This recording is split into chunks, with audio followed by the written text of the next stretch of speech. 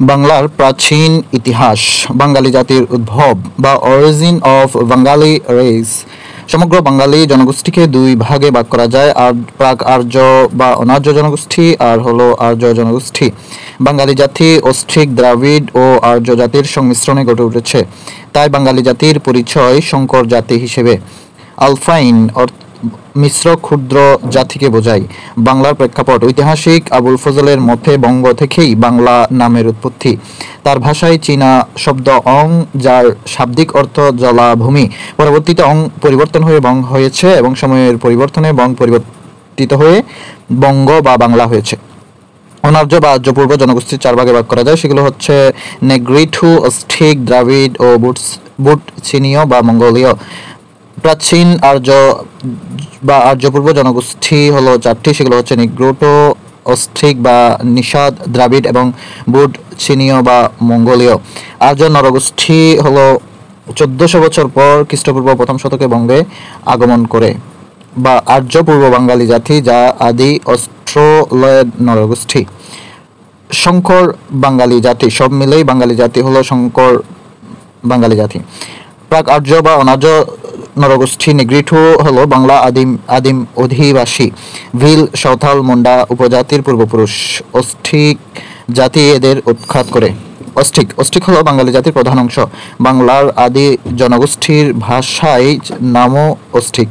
এদের নিষাদ জাতীয় বলা হয়। দ্রাবিড় বাংলার অনুপ্রবেশকারী হিসেবে খ্যাত।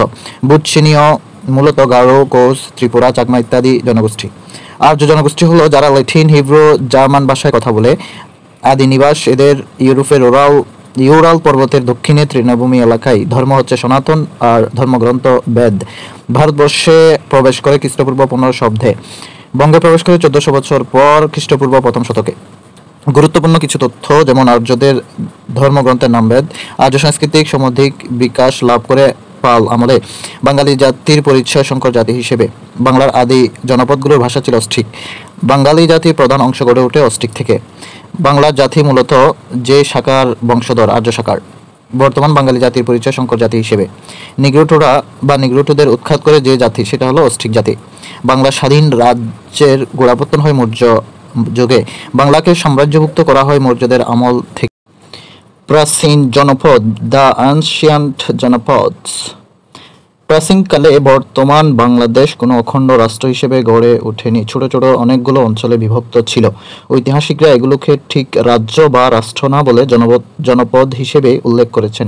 4th শতক থেকে গুপ্ত যুগে বাংলাদেশ বা বাংলায় 16 জনপদের ধারণা পাওয়া যায়, বা 16টি জনপদের ধারণা পাওয়া যায়। এর মধ্যে বাংলাদেশের অন্তর্ভুক্ত জনপদ হলো 6টি বা 7টি। 1352 সালে সুলতানি আমলের শাসক শামসুদ্দিন ইলিয়াস শাহ সব জনপদকে একত্র করে বাংলা নাম দেন বাঙ্গালাহ। তাই তো ইলিয়াস শাহে বাঙ্গালা নামে পরিচিত। শামসুদ্দিন ইলিয়াস শাহ বাংলার নামকরণ করেন মুলকে বাঙ্গালাহ। বাংলা অর্থ বাংলা, মুলক অর্থ দেশ, মুলকে বাংলা অর্থ বাংলাদেশ। উল্লেখযোগ্য জনপদগুলোর মধ্যে অন্যতম হচ্ছে বঙ্গ প্রদেশ, যেটির সীমানা অন্যান্য তথ্যের মধ্যে আছে। অন্তর্ভুক্ত অঞ্চলের মধ্যে আছে বর্তমান বাংলাদেশের পূর্ব ও দক্ষিণ পূর্ব দিকের বঙ্গ। বর্তমান জেলাসমূহের মধ্যে ঢাকা, ময়মনসিংহ, বরিশাল, ফরিদপুর বঙ্গ অঞ্চলের অন্তর্ভুক্ত ছিল। বিশেষত্ব হচ্ছে আয়তনে বৃহত্তম। এটি 2টি ভাগে বিভক্ত ছিল। বিক্রমপুর, যেটি পদ্মার উত্তরপাড়ে এলাকা, মুন্সিগঞ্জ, ঢাকা, ময়মনসিংহ, নারায়ণগঞ্জ এলাকা। আর নাভ্য ছিল হচ্ছে পদ্মার দক্ষিণ অঞ্চল, অর্থাৎ ফরিদপুর, বরিশাল, পটুয়াখালী অঞ্চল। রাজধানী ছিল বরিশাল, যার রাজা ছিল চন্দ্রের নামানুসারে চন্দ্রদ্বীপ। পন্ড্র হলো এর বিশেষত্ব হচ্ছে বাংলার সবচেয়ে প্রাচীনতম জনপদ। অন্তর্ভুক্ত অঞ্চল হচ্ছে বৃহত্তম বগুড়া, রাজশাহী, রংপুর ও দিনাজপুর অঞ্চল, গঙ্গা ভাগীরথী হতে করতোয়া পর্যন্ত। রাজধানী ছিল পন্ড্রনগর, যা মহাস্থানগড় বগুড়ায় অবস্থিত। মহাস্থানগড়ে পাওয়া যায় খ্রিস্টপূর্ব 3 শতকের সম্রাট অশোকের সময়ের শিলালিপি, যা পাথরের চাকতিতে খোদাই করা ছিল। অর্থনীতিতে সমৃদ্ধ একটি জনপদ ছিল পন্ড্র। প্রাচীন জনপদগুলোর মধ্যে অন্যতম হচ্ছে রাঢ়, যেটির অন্তর্ভুক্ত অঞ্চল হলো ভাগীরথী নদীর পশ্চিম তীর। এর পুরো অংশই ভারতের পশ্চিমবঙ্গের বর্ধমান সীমানায় পড়েছে। রাজধানী ছিল কঠিবর্ষ। 2টি অংশ, এর একটি হচ্ছে উত্তর রাঢ় আর একটি হচ্ছে দক্ষিণ রাঢ়। গৌড়ের অন্তর্ভুক্ত অঞ্চল হচ্ছে চাঁপাইনবাবগঞ্জ, মুর্শিদাবাদ, মালদহ, বর্ধমান ও নদিয়া জেলা। গৌড়ের প্রথম ধারণা পাওয়া যায় পাণিনির অষ্টাধ্যায়ী গ্রন্থে। রাজধানী কর্ণ সুবর্ণ, মুর্শিদাবাদ। বিশেষত দ্বিতীয় স্বাধীন রাজ্য মুসলিম যুগে গৌড় ছিল মালদহ জেলার লক্ষণীবর্তী। পরবর্তীতে গৌড় বলতে সমগ্র বাংলাকে বোঝাতো। সমতটের অবস্থান হচ্ছে বর্তমান কুমিল্লা, নোয়াখালী এবং ত্রিপুরা। রাজধানী কুমিল্লা থেকে 12 মাইল পশ্চিমে বড় কামতা বা রোহিতগিরি পূর্ব নাম। সন্ধান পাওয়া যায় শালবন বিহারের। ভ্রমণ করে চীনের পরিব্রাজক হিউয়েন সাং 7ম শতকে। হরিকাট অবস্থান হচ্ছে সিলেট, চট্টগ্রাম ও পার্বত্য চট্টগ্রাম, যা বাংলার পূর্বাঞ্চল। ভ্রমণ করে চীনের পরিব্রাজক হিউয়েন সাং 7ম শতকে। বরেন্দ্র এর অন্তর্ভুক্ত অঞ্চলগুলো হচ্ছে বগুড়া, দিনাজপুর, রাজশাহী, পাবনার কিছু অংশগুলো ছিল পুন্ড্রের, তাই এটিকে পূর্ণাঙ্গ জনপদ বলা যায় না। শক্ত মাটির জনপদ হচ্ছে এটি, বা বরেন্দ্র হচ্ছে শক্ত মাটির জনপদ বা লাল মাটির জনপদ। আরাকানের অন্তর্ভুক্ত ছিল কক্সবাজার, বার্মার কিয়দাংশ ও কর্ণফুলী নদীর দক্ষিণাঞ্চল নিয়ে এই জনপদ গড়ে উঠেছিল। সপ্তগাঁও মূলত খুলনা ও বঙ্গোপসাগর তীরবর্তী অঞ্চলকে বোঝাত। চন্দ্রদ্বীপ বর্তমান বরিশালের জনপদের অন্তর্ভুক্ত ছিল। বিক্রমপুর বর্তমান মুন্সিগঞ্জ ও পার্শ্ববর্তী অঞ্চল নিয়ে এই জনপদ গড়ে উঠেছিল। কামরূপ হচ্ছে বর্তমান রংপুর, জলপাইগুড়ি ও আসামের কামরূপ জেলা নিয়ে গড়ে উঠেছিল। তাম্রলিপি পশ্চিমবঙ্গের মেদিনীপুর জেলার তামলুক শহর। প্রাচীন বাংলার প্রথম প্রসিদ্ধ বন্দর নগরী তাম্রলিপ্ত বটেশ্বর নরসিংদীতে অবস্থিত। ঢাকার তথ্য সম্প্রতি নাজিমুদ্দিন রোডের পুরানো কেন্দ্রীয় কারাগারে প্রত্নতাত্ত্বিক খননে প্রাচীন দুর্গের বা ঢাকা দুর্গের অস্তিত্ব প্রমাণ মিলেছে, যা নির্মিত হয়েছিল 1430 সালে। এই আবিষ্কারের পর গবেষকগণ মনে করেছে ঢাকার মানব বসতি শুরু হয়েছিল 2500 বছরের পূর্বে। সুবেদার ইসলাম খানের বসবাস করা ঢাকা দুর্গের প্রাপ্ত নিদর্শন যুক্তরাষ্ট্রের বেথা ল্যাবরেটরিতে কার্বন 14 পরীক্ষার পর প্রমাণ পাওয়া গেছে দুর্গটি 1340 সালে নির্মিত।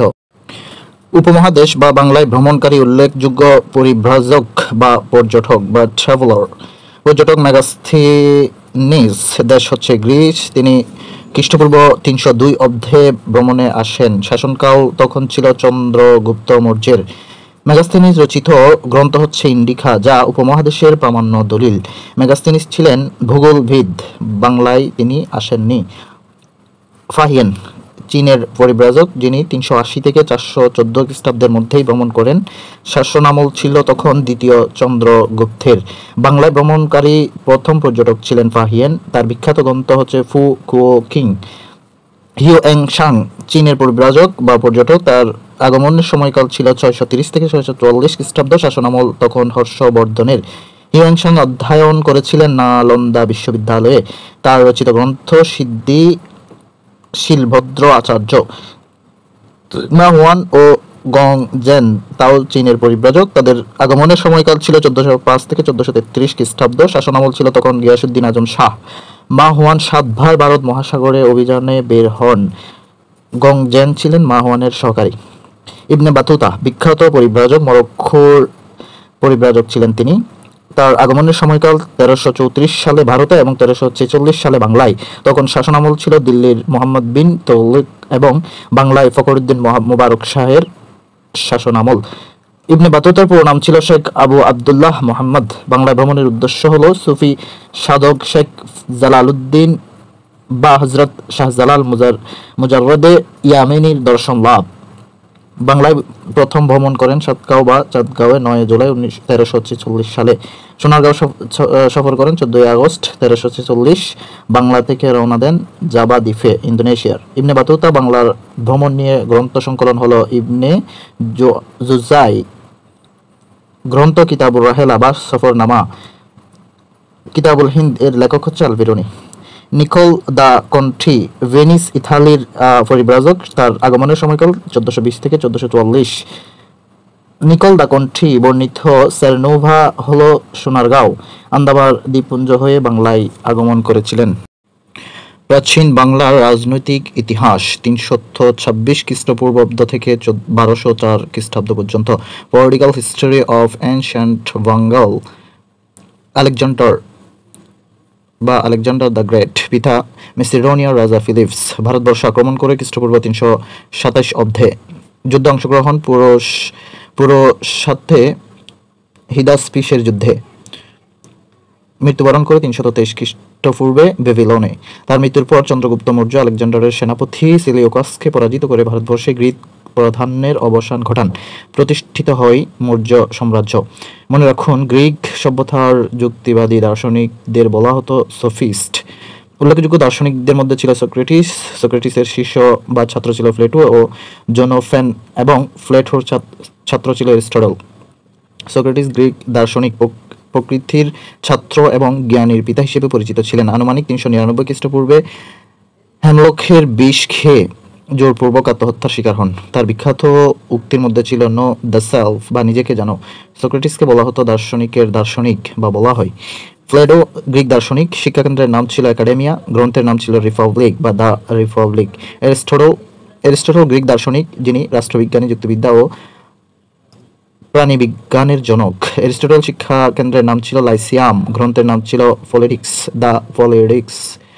গঙ্গারিডয় হল মৌর্য যুগের শক্তিশালী রাজ্য। গ্রিক লেখকদের মধ্যে গঙ্গা নদীর দুইটি স্রোত ভাগীরথী ও পদ্মার মধ্যবর্তী অঞ্চলে গঙ্গারিডয় বা গঙ্গারিদ্ধি জাতির বসবাস। প্রুশিয়া গ্রিকদের মতে গঙ্গারিডয় ছাড়া এই বাংলার অন্য আরেকটি জাতি হলো প্রুশিয়া। বংশ প্রতিষ্ঠাতা এবং শ্রেষ্ঠ রাজা। বংশ হচ্ছে মৌর্য, প্রতিষ্ঠাতা চন্দ্রগুপ্ত মৌর্য, আর শ্রেষ্ঠ রাজা ছিলেন চন্দ্রগুপ্ত মৌর্য। গুপ্ত বংশ প্রতিষ্ঠাতা মহারাজা শ্রীগুপ্ত, আর শ্রেষ্ঠ রাজা ছিলেন সমুদ্রগুপ্ত। মৌর্যরা ছিল বংশের মধ্যে, এর পরবর্তীতে বংশ হচ্ছে পাল বংশ, যেটার প্রতিষ্ঠাতা ছিল গোপাল, আর শ্রেষ্ঠ রাজা হচ্ছে ধর্মপাল। সেন বংশ, যাদের প্রতিষ্ঠাতা ছিল সামন্ত সেন, প্রকৃত প্রতিষ্ঠাতা বলা হয় হেমন্ত সেনকে, তবে শ্রেষ্ঠ রাজা ছিলেন বিজয় সেন। মৌর্য বংশ। বাংলা আগমন আলেকজান্ডারের পরবর্তী সময়ে এবং আর্যদের আগমনের পূর্বে। শাসনকাল ছিল তাদের 321 থেকে 185 খ্রিস্টপূর্ব। প্রতিষ্ঠাতা নন্দ রাজবংশ উচ্ছেদ করে চন্দ্রগুপ্ত মৌর্য প্রতিষ্ঠা করে। রাজধানী ছিল পালিপুত্রা বা পাটালিপুত্র। বাংলার প্রাদেশিক রাজধানী ছিল পণ্ড্রনগর। প্রতিষ্ঠা করে পণ্ড্র জনপদ। মৌর্য সাম্রাজ্যের বিশেষত্ব হচ্ছে প্রথম সর্বভারতীয় রাজ্য, ভারতীয় উপমহাদেশের প্রথম সাম্রাজ্য। লৌহযুগ ছিল তখন। সমগ্র দক্ষিণ এশিয়া ব্যাপী এই সাম্রাজ্যের বিস্তার ছিল। শাসকগণ ছিল ক্রমান্বয়ে চন্দ্রগুপ্ত মৌর্য, বিন্দুসার, সম্রাট অশোক, দশরথ, সম্প্রতিশালী শুক, দেববর্মন, শতধানবান এবং বৃহদাদ্রথ। সম্রাট অশোক হচ্ছে মৌর্য সাম্রাজ্যের তৃতীয় শাসক, যার শাসনকাল 269 থেকে 232 খ্রিস্টপূর্ব। উত্তর বাংলা জয়কারী প্রথম মৌর্য সম্রাট বাংলাকে মৌর্য সাম্রাজ্যের প্রদেশে পরিণত করেন। মৌর্য সাম্রাজ্যের ব্যাপক বিস্তার ঘটান। কলিঙ্গ যুদ্ধের ভয়াবহতা দেখে বৌদ্ধ ধর্মে দীক্ষিত লাভ করেন এবং বৌদ্ধ ধর্মের পৃষ্ঠপোষক ছিলেন। কলিঙ্গ যুদ্ধ হলো কলিঙ্গ অর্থনৈতিকভাবে সমৃদ্ধ ও উর্বর ভূমি ছিল। খ্রিস্টপূর্ব 265 সালে এই অঞ্চলটি মৌর্য সম্রাট অশোক কর্তৃক আক্রান্ত হলে কলিঙ্গ যুদ্ধের সূচনা ঘটে এবং তাতে 1 লাখ মানুষ নিহত হয়। চাণক্য পরিচিত রাষ্ট্রবিজ্ঞানী ও অর্থনীতির দিকপাল ও ভারতের ম্যাকিয়াভেলি হিসেবে উপদেষ্টা ছিলেন চন্দ্রগুপ্ত মৌর্য ও বিন্দুসারের। তার উপাধি ছিল কৌটিল্য ও বিষ্ণুগুপ্ত। চাণক্যের বিখ্যাত গ্রন্থ হচ্ছে অর্থশাস্ত্র, যেটি 15 খণ্ডে বিভক্ত এবং চাণক্য। প্রাচীন বংশগুলোর মধ্যে অন্যতম হচ্ছে গুপ্ত বংশ, যেটির প্রতিষ্ঠাতা মহারাজ শ্রীগুপ্ত। প্রথম সম্রাট বা প্রথম স্বাধীন ও শক্তিশালী রাজা ছিলেন প্রথম চন্দ্রগুপ্ত। ভারতবর্ষে শাসন আমল ছিল 320 থেকে 550 খ্রিস্টাব্দ। রাজ্যের সীমা ছিল বর্তমান ভারত, পাকিস্তান, বাংলাদেশ ও নেপাল। সমতট ব্যতীত সমগ্র বাংলা জয় করেন সমুদ্রগুপ্ত। রাজধানী ছিল পাটালিপুত্র এবং বাংলার প্রাদেশিক রাজধানী ছিল পণ্ড্রনগর। গুপ্ত রাজাদের ধর্ম ছিল হিন্দু, বৌদ্ধ এবং জৈন। গুপ্ত সাম্রাজ্যের বিশেষত্ব হচ্ছে ভারতের স্বর্ণযুগ বলা হয় তখন। হিন্দু ধর্মের পৃষ্ঠপোষকতা ছিল। কালিদাস, আর্যভট্ট, বরাহ মিহির, বিষ্ণু শর্মার আবির্ভাব ঘটে এই আমলে। আবিষ্কার করে বিজ্ঞান ও প্রযুক্তি, বাস্তুবিদ্যা, শিল্প, ন্যায়শাস্ত্র, সাহিত্য, গণিত, ধর্ম ও দর্শনে। অজন্তা ও ইলোরার গুহাচিত্র। ভারতের মহারাষ্ট্রে অবস্থিত খাড়া গিরিখাতের পাথর কেটে খোদাই করা গুহা স্তম্ভ। এইসব গুহাচিত্রে বৌদ্ধ সভ্যতার নিদর্শন ফুটে ওঠে। হিউয়েন সাংয়ের ভ্রমণ কাহিনী বা ভ্রমণ লিপিতে ওই গুহাচিত্রের বর্ণনা পাওয়া যায়। মেঘদূত বা মেঘদূতম পরিচয়। বিষ্ণুগুপ্তের সভাকবি কালিদাস রচিত একটি কাব্য। গবেষকদের দৃষ্টিতে গীতিকাব্য, বিরহ কাব্য ও মহাকাব্য। ছন্দ হচ্ছে মন্দাক্রান্ত। খণ্ড 2টি, একটি হচ্ছে পূর্ব মেঘ ও অন্যটি উত্তর মেঘ। কালিদাসকে তুলনা করা হয় উইলিয়াম শেক্সপিয়ারের সাথে। শাসকগণ বা গুপ্তবংশের শাসকগণ হচ্ছেন শ্রীগুপ্ত, ঘটোৎকচ, প্রথম চন্দ্রগুপ্ত, সমুদ্রগুপ্ত, রামগুপ্ত, দ্বিতীয় চন্দ্রগুপ্ত, এভাবেই সর্বশেষ হচ্ছে ভানুগুপ্ত। উপাধিগুলোর মধ্যে হচ্ছে মহারাজ, রাজার নাম শ্রীগুপ্ত, আর রাজাধিরাজ ছিল প্রথম চন্দ্রগুপ্ত। বিক্রমাদিত্য ও সিংহ বিক্রম উপাধি ছিল দ্বিতীয় চন্দ্রগুপ্তের। আর ভারতের নেপোলিয়ন বলা হতো সমুদ্রগুপ্ত। গুপ্ত পরবর্তী বাংলা বা প্রাচীন বাংলার শাসনামলের মধ্যে গুপ্ত বংশের পরবর্তী অংশ হলো গুপ্ত সাম্রাজ্যের দুর্বলতায় অরাজক অবস্থা বিরাজ করে দুইটি স্বাধীন রাজ্য সৃষ্টি হয়, একটি হচ্ছে বঙ্গ আর একটি গৌড়। বঙ্গ হয় অবস্থান, যার অবস্থান হলো দক্ষিণ পূর্ব বাংলা ও পশ্চিম বাংলার দক্ষিণাঞ্চল। স্বাধীন রাজা ছিলেন তিনজন: গোপচন্দ্র, ধর্মাদিত্য এবং সমাচার দেব। রাজাদের উপাধি ছিল মহারাজা ধীরাজ। রাজত্বকাল 525 থেকে 600 খ্রিস্টাব্দ। গৌড়ের অবস্থান ছিল বাংলার পশ্চিম ও উত্তর বাংলা। স্বাধীন রাজা ছিলেন শশাঙ্ক সামন্ত। শশাঙ্ক ছিলেন মহাসেনগুপ্তের মহাসামন্ত। রাজধানী ছিল কর্ণসুবর্ণ, বর্তমান মুর্শিদাবাদ জেলায় অবস্থিত। শশাঙ্ক উপাসক ছিলেন শৈব ধর্মের। শশাঙ্ককে বৌদ্ধ ধর্ম বিদ্বেষী বলেন হিউয়েন সাং। শশাঙ্কের মৃত্যুর পর ক্ষমতা দখল করেন হর্ষবর্ধন। বিশেষত্ব: শশাঙ্ক ছিলেন প্রাচীন বাংলার প্রথম সার্বভৌম শাসক বা নরপতি। মৎস্যন্যায় শব্দের শাব্দিক অর্থ হচ্ছে কৌটিল্যের অর্থশাস্ত্র গ্রন্থ অনুসারে বড় মাছ ছোট মাছকে খেয়ে ফেলে। মৎস্যন্যায় শব্দের ঐতিহাসিক অর্থ আইনশৃঙ্খলাহীন অরাজক অবস্থা। সংগঠনের কারণ: শশাঙ্কের মৃত্যুর পর হর্ষবর্ধনের ক্ষমতা লাভের পরবর্তীতে গৌড় রাজ্য ভেঙে কর্ণসুবর্ণ, সমতট, তাম্রলিপি সহ একাধিক রাজ্যে বিভক্ত হয়ে যায়। তখন রাজ্যসমূহের প্রতাপশালীগণ পরস্পরের সাথে যুদ্ধে লিপ্ত হয়। মৎস্যন্যায় হয় সপ্তম থেকে অষ্টম শতকে। সময়কাল আনুমানিক 650 থেকে 750, মোট 100 বছর। মৎস্যন্যায় যুগ গুপ্ত ও পাল আমলের মধ্যবর্তী তাম্রশাসনের যুগ। তাম্রশাসনের নিদর্শন ছিল স্বাধীন বঙ্গরাজ্য, স্বাধীন গৌড় রাজ্য ও মৎস্যন্যায়ের চূড়ান্ত অবসান হয় 756 খ্রিস্টাব্দে গোপালের ক্ষমতা গ্রহণের মাধ্যমে। পাল বংশের শাসনামল হচ্ছে 756 থেকে 1161 পর্যন্ত। প্রতিষ্ঠাতা গোপাল 756 থেকে 781 মধ্যে। গোপাল ক্ষমতায় ছিলেন 25 বছর। পাল সাম্রাজ্যের বিশেষত্ব হচ্ছে প্রথম বংশানুক্রমিক রাজবংশ। বাংলায় দীর্ঘস্থায়ী প্রায় 400 বছর তারা রাজত্ব করেন। বাংলায় পালি ভাষার বিস্তার ঘটে। বাংলায় চিত্রশিল্পের বিকাশ ঘটে পাল বংশের সময়। সর্বশ্রেষ্ঠ রাজা ছিলেন ধর্মপাল, যার রাজত্বকাল 781 থেকে 821। ধর্মপাল ক্ষমতায় ছিলেন 40 বছর। ধর্মপালের উপাধি ছিল পরমেশ্বর, পরম ভট্টারক, মহারাজাধিরাজ, বিক্রমশীল, অষ্টসহস্রিকা, প্রজ্ঞাপারমিতা। রামপালের রাজত্বকালের রচিত পুঁথি বাংলার চিত্রশিল্পের শ্রেষ্ঠ নিদর্শন। ধর্মপাল যে নেপাল জয় করেন এবং ভাগলপুরের নিকটে বিক্রমাশীল বিহার নির্মাণ করেন। নওগাঁর পাহাড়পুরে সোমপুর বিহার নির্মাণ করেন এবং হিন্দু ধর্মের পৃষ্ঠপোষকতা করতেন বা পৃষ্ঠপোষক ছিলেন। তার প্রধানমন্ত্রী ছিলেন গর্গ, একজন ব্রাহ্মণ। পাল বংশের সবচেয়ে বেশি বিস্তার করেন হচ্ছে দেবপাল। মুঙ্গেরে রাজধানী স্থাপন করেছিলেন দেবপাল। নারায়ণ পাল দীর্ঘকাল অর্থাৎ 54 বছর ক্ষমতায় ছিলেন। দ্বিতীয় মহিপাল বরেন্দ্র অঞ্চলে জেলেদের কৈবর্ত বিদ্রোহের মুখোমুখি হন এবং তাদের হাতেই খুন হন দ্বিতীয় মহিপাল। রামপাল পাল বংশের সর্বশেষ সফল শাসক। কবি সন্ধ্যাখর নন্দী রচিত রামচরিত থেকেই রামপাল সম্পর্কে জানা যায়। কৈবর্তদের পরাজিত করে বরেন্দ্র পুনরুদ্ধার করেন এই রামপাল। মালদহের রামাবতীতে রাজধানী স্থাপন করেছিলেন রামপাল। মদন পাল পাল বংশের শেষ রাজা। বিজয় সেনের কাছে পরাজিত হয়ে বাংলাকে সেনদের দখলভুক্ত করেন। সেন বংশের শাসনামল হচ্ছে 1061 সাল থেকে 1204 খ্রিস্টাব্দ পর্যন্ত। প্রথম রাজার মর্যাদা পান হেমন্ত সেন। প্রতিষ্ঠাতা ছিলেন সামন্ত সেন। কোনো রাজ্য প্রতিষ্ঠা করতে পারেননি। সেনদের ধর্ম ছিল হিন্দু। সেনদের আদিবাস ছিল দক্ষিণার্থের কর্ণাটক। রাজধানী ছিল নদিয়া। বিশেষত সেন বংশের অধীনেই সর্বপ্রথম সমগ্র বাংলা দীর্ঘকালব্যাপী একক রাজার অধীনে ছিল। উপাধি বিজয় সেন। এর উপাধি ছিল পরমেশ্বর, পরম ভট্টারক, অভিরাজ, বৃষভ শঙ্কর। বল্লাল সেন, যার উপাধি ছিল অভিরাজ নিঃশঙ্ক শঙ্কর। লক্ষণ সেন, যার উপাধি ছিল পরম বৈষ্ণব। পতন: 1204 সালে মুসলিম সেনাপতি ইখতিয়ারউদ্দিন মোহাম্মদ বিন বখতিয়ার খিলজির কাছে আর সেনাদের পরাজয়ের মধ্য দিয়ে প্রাচীন বাংলার ইতিহাস শেষ হয়ে মধ্যযুগের ইতিহাস শুরু হয়। কর্মকাণ্ড ও রাজা: বিজয় সেন বংশের শাসন শক্তিশালী ভিত্তির উপর প্রতিষ্ঠা করেন, অর্থাৎ শ্রেষ্ঠ রাজা ছিলেন বিজয় সেন। প্রথম রাজধানী ছিল হুগলি জেলার ত্রিবেণীর বিজয়পুরে। ধর্ম ছিল শৈব। বল্লাল সেন, যিনি রচনা করেন দানসাগর ও অদ্ভুত সাগর।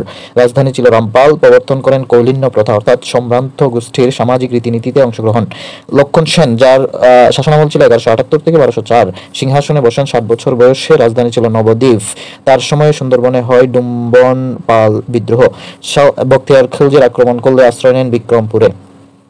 বিশ্বরূপ সেন ও কেশব সেন, তেরো শতকের প্রথমার্ধে বা প্রথম দিকে সম্ভবত 1204 সালে বখতিয়ার খিলজি বাংলা আক্রমণ করলে লক্ষণ সেন নদিয়া ত্যাগ করে নদীপথে দক্ষিণ পূর্ব বাংলায় চলে যান।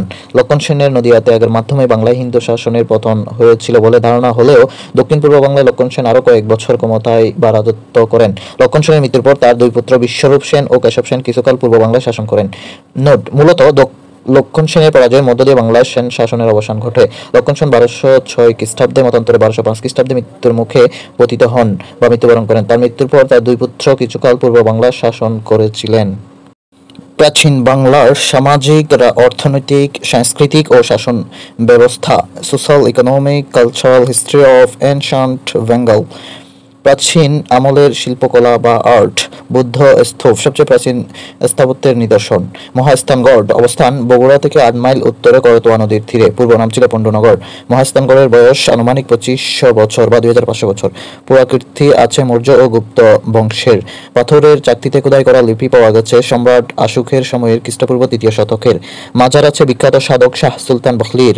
বিখ্যাত পুরাকীর্তির মধ্যে আছে মহাস্থানগড়ে বাসুবিহার, বৈরাগীর ভিটা, গোবিন্দ ভিটা ও ক্ষুদার পাথর ভিটা। পাহাড়পুর বা সোমপুর বৌদ্ধবিহার অবস্থান নওগাঁ জেলার বদলগাছি থানার পাহাড়পুর গ্রামে। নির্মাতা ধর্মপাল, নির্মাণকাল 8ম শতক, অপর নাম হচ্ছে সোমপুর বিহার। নিদর্শন পাওয়া যায় পাল যুগের বৌদ্ধ সভ্যতার খনন কাজ। রাখাল দাস বন্দ্যোপাধ্যায় 1925 থেকে 26 সাল। বিশ্ব ঐতিহ্য স্বীকৃতি 1985 সালে। তাম্রলিপি বা প্রাপ্ত তাম্রলিপি হচ্ছে গুপ্ত যুগের। বিশেষত্ব প্রাচীন বাংলার স্থাপত্য শিল্পের শ্রেষ্ঠ নিদর্শন এবং উপমহাদেশের বড় বিহার। ময়নামতি। ময়নামতির অবস্থান হচ্ছে কুমিল্লা থেকে 8 কিলোমিটার পশ্চিমে। নামকরণ করা হয় রাজা মানিকচন্দ্রের স্ত্রী ময়নামতির নামে। পূর্ব নাম রোহিতগিরি, অপর নাম শালবন বিহার। বিখ্যাত বুদ্ধ সভ্যতার জন্য নির্মাণ করেন রাজা দেবপাল। খনন কাজ বা আবিষ্কার হয় 1955 সালে। বিখ্যাত পুরাকীর্তির মধ্যে রয়েছে ময়নামতিতে আনন্দ বিহার, আনন্দ রাজার দিঘি, রানীর বাংলা বিহার, ভোজবিহার, কৌটিল্য মোড়া, রূপবান মোড়া, বৈরাগীর মোড়া এবং চারপত্র মোড়া। মোড়া হচ্ছে উঁচু জায়গা বা টিলা, যা প্রায় সব মোড়াই ময়নামতিতে। ওয়ারি বটেশ্বর। ওয়ারি বটেশ্বরের অবস্থান হচ্ছে নরসিংদী জেলার উপজেলা ওয়ারি ও বটেশ্বর গ্রামে। পুরাতন ব্রহ্মপুত্র নদ বা কয়রা নদীর তীরে। নির্মাণকাল 450 খ্রিস্টপূর্বাব্দ অর্থাৎ 2500 বছর আগে। তবে ওয়ারি বটেশ্বর গ্রাম দুইটি প্লাইস্টোনিস যুগের। ওয়ারি বটেশ্বর প্রত্নতাত্ত্বিক গুরুত্ব জনসম্মুখে তুলে ধরেন মোহাম্মদ হানিফ পাঠান নামের একজন স্কুল শিক্ষক 1930 সালে। ওয়ারি বটেশ্বর ছিল নদী বন্দর ও আন্তর্জাতিক বাণিজ্য কেন্দ্র। বজ্রযোগিনী অবস্থান বিক্রমপুর, বর্ধমান, মুন্সিগঞ্জ ও শরীয়তপুর জেলার। বিশেষত বিখ্যাত বৌদ্ধ পণ্ডিত অতীশ দীপঙ্করের জন্মস্থান। বিক্রমপুরে বৌদ্ধবিহার নির্মাণ 8-9 শতকে। জয়ঙ্কন্দাবাদ বা বিক্রমপুরের রাজধানী জয়ঙ্কন্দাবাদ। প্রত্নতাত্ত্বিক নিদর্শন হচ্ছে সুলতানি আমলের সাধক বাবা আদম শাহীর মাজার এবং মুঘল আমলের ইদ্রাকপুর দুর্গ ও সেতু। 2500 বছরের পুরানো বাণিজ্য কেন্দ্র আবিষ্কৃত হয়েছে চাঁপাইনবাবগঞ্জের রহনপুরে বা বরেন্দ্র ভূমিতে। এটি মহাস্থানগড় ও ওয়ারি বটেশ্বরের সম। বিহারের নাম, অবস্থান এবং বিশেষ তথ্য। সীতাকোট বিহার দিনাজপুরে অবস্থিত। এটি 5ম থেকে 6ষ্ঠ শতকে নির্মিত। বিশেষত্ব হল বাংলাদেশের সবচেয়ে প্রাচীন বৌদ্ধ বিহার। কান্তজিৎ মন্দির দিনাজপুরে অবস্থিত। পণ্ডিত বিহার চট্টগ্রামে অবস্থিত। নির্মাণকাল 8ম শতকে। পরিচয় হল নালন্দা বিশ্ববিদ্যালয়ের মতো একটি বিশ্ববিদ্যালয়। অধ্যাপনা করেন অতীশ দীপঙ্কর। মহামণি বিহার রাউজান চট্টগ্রামে অবস্থিত। এটির নির্মাতা হল ভিক্ষু চায়ঙ্গা ঠাকুর। 1843 সালে থেকে মহামণি মেলা বা চৈত্র মাসের শেষ তারিখে বর্ষ বিদায় দিয়ে শুরু হয় বর্ষবরণের শেষ হয়। আনন্দ বিহার ময়নামতি কুমিল্লায় অবস্থিত। এটি 7ম থেকে 8ম শতকে নির্মিত। পাল আমলে। নির্মাতা হচ্ছে রাজা আনন্দদেব। রাজবন বিহার কাপ্তাই রোড রাঙ্গামাটি অবস্থিত। এটির নির্মাতা চাকমা রাজা দেবাশিস রায়। বিশেষত বাংলাদেশের বৌদ্ধদের বৃহত্তম তীর্থস্থান। জগদ্দল বিহার নওগাঁ তৎকালীন দিনাজপুরে অবস্থিত। নির্মাণ কাজ হয় 11-12 শতকে। নির্মাতা ছিলেন রামপাল। হলুদ বিহার বিলাসবাড়ি বদলগাছি নওগাঁয় অবস্থিত। এটি যমুনা বা ব্রহ্মপুত্র নদীর তীরে অবস্থিত। স্থানীয়ভাবে ডিবি নামে পরিচিত। ভাসু বিহার শিবগঞ্জ বগুড়ায় অবস্থিত। নির্মাণ কাজ 8ম শতকে বা গুপ্ত ও পাল আমলে। সীমাবদ্ধ বিহার কলাপাড়া পটুয়াখালী অবস্থিত। রাখাইন সম্প্রদায়ের উপাসনালয়। রাস পূর্ণিমা উৎসব অনুষ্ঠিত হয় সীমাবদ্ধ বিহারে। সীমাবিহার রামু কক্সবাজার। বিশেষ দ্রষ্টব্য সীমাবিহার বৌদ্ধ ধর্মের সাথে জড়িত। মধ্যযুগের বাংলার রাজনৈতিক ইতিহাস। মধ্যযুগে বাংলার রাজনৈতিক ইতিহাসের সময়কাল হল 1204 থেকে 1757 পর্যন্ত। বাংলা মুসলিমদের শাসনে থাকে 1204 থেকে 1765 সাল পর্যন্ত, অর্থাৎ 550 বছর। বাংলায় প্রথম মুসলিম শাসক ছিলেন ইখতিয়ারউদ্দিন মুহাম্মদ বিন বখতিয়ার খলজি 1204 সালে।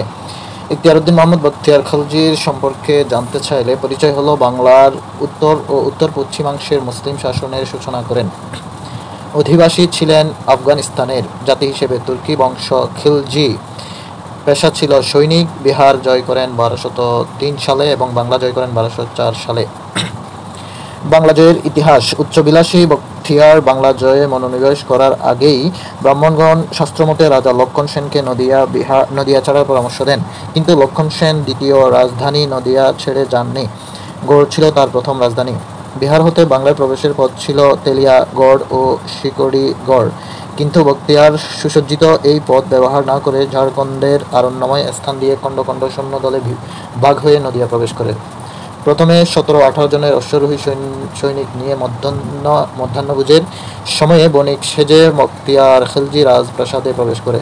হঠাৎ সৈন্যদল প্রাসাদের রক্ষীদের হত্যা করতে থাকলে প্রাণ ভয়ে সকল সৈন্যদল পালিয়ে যায় এবং প্রাসাদ অরক্ষিত থাকে। লক্ষণ সেন নৌকা যুগে পালিয়ে বিক্রমপুর চলে যান। এভাবেই বখতিয়ার খিলজি বাংলা দখল করেন। বাংলার রাজধানী স্থাপন করেন লক্ষণাবতীতে, যা গৌড়ে অবস্থিত। তখন লক্ষণাবতী লক্ষনৌথি নামে পরিচিত ছিল।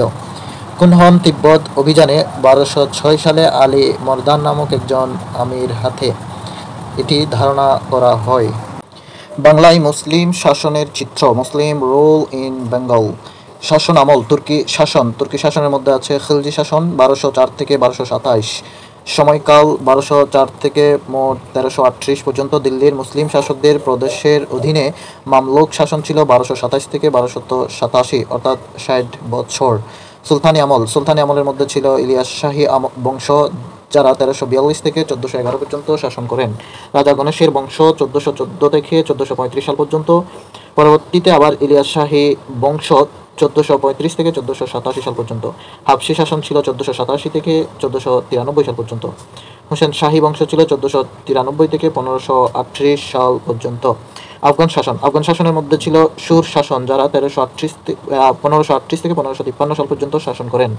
এরপরে ছিল স্বাধীন সুর সুলতানাত, যারা 1553 থেকে 1563 সাল পর্যন্ত শাসন করেন। কাররানি শাসন ছিল 1563 থেকে 1576 সাল।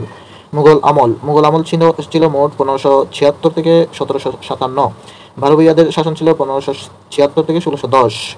সুবেদারি শাসন ছিল 1610 থেকে 1700 এবং নবাবী আমল বা নিজামত আমল ছিল 1700 থেকে 1757। তুর্কি শাসন আমল বা history of Turkish rule in Bengal 1204 থেকে 1338 সাল পর্যন্ত। রাজনৈতিক অবস্থা ছিল বিদ্রোহ ও বিশৃঙ্খল। বাংলাকে বলা হতো বুগলাকপুর বা বিদ্রোহের নগরী, বলেছেন জিয়াউদ্দিন বারানি। দুযোগে ফুরে নিয়ামত বা প্রাচুর্যপূর্ণ নরক বলেন ইবনে বাতুতা। বাংলার নাম জান্নাতাবাদ দেন মুঘল সম্রাট হুমায়ুন।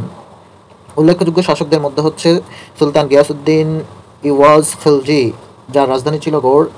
লখনৌথি নদীর তীরে তৈরি করেন বাসন কোট দুর্গ। মুসলিম শাসকদের মধ্যে সর্বপ্রথম গড়ে তোলেন নৌবাহিনী। স্বীকৃতিপত্র পান আব্বাসীয় খলিফা আল নাসিরের কাছ থেকে। নাসিরউদ্দিন মাহমুদ বাংলার প্রথম তুর্কি শাসক ছিলেন। ইলতুৎমিশের পুত্র ছিলেন তিনি। তুগরিল মামলুক তুর্কিদের মধ্যে সর্বশ্রেষ্ঠ ছিলেন। দাসদের মামলুক বলা হতো। বুগরা খান নাম গ্রহণ করেন নাসিরউদ্দিন মাহমুদ শাহ নামে প্রথম স্বাধীন সুলতান হিসেবে বাংলা শাসন করেন। সুলতান শামসুদ্দিন ফিরোজ শাহ তার শাসনামলে বাংলায় আগমন করেন হযরত শাহজালাল রাহমাতুল্লাহি আলাইহি। হযরত শাহজালাল রাহমাতুল্লাহি আলাইহি এর পুরো নাম হচ্ছে শেখ শাহজালাল, কুনিয়াত ছিল মুজাররদ। জন্ম তুরস্কে, কিন্তু বাবা ছিল ইয়েমেনি। ইসলাম প্রচারে সিলেটে এসেছিলেন 1303 সালে 32 বছর বয়সে। শাহজালালের সফর সঙ্গে ছিলেন 360 জন আউলিয়া। পরিচিতিমূলক বিশেষণ হচ্ছে কুনিয়াথি। ইবনে বাতুতা তার নাম দেন তাবরিজি। সমাধি হচ্ছে সিলেটে। তার সমাধির ফলকলিপির নাম হলো সুহেলি ইয়ামেনি। তার জীবনকাল 1271 থেকে 1346 সাল।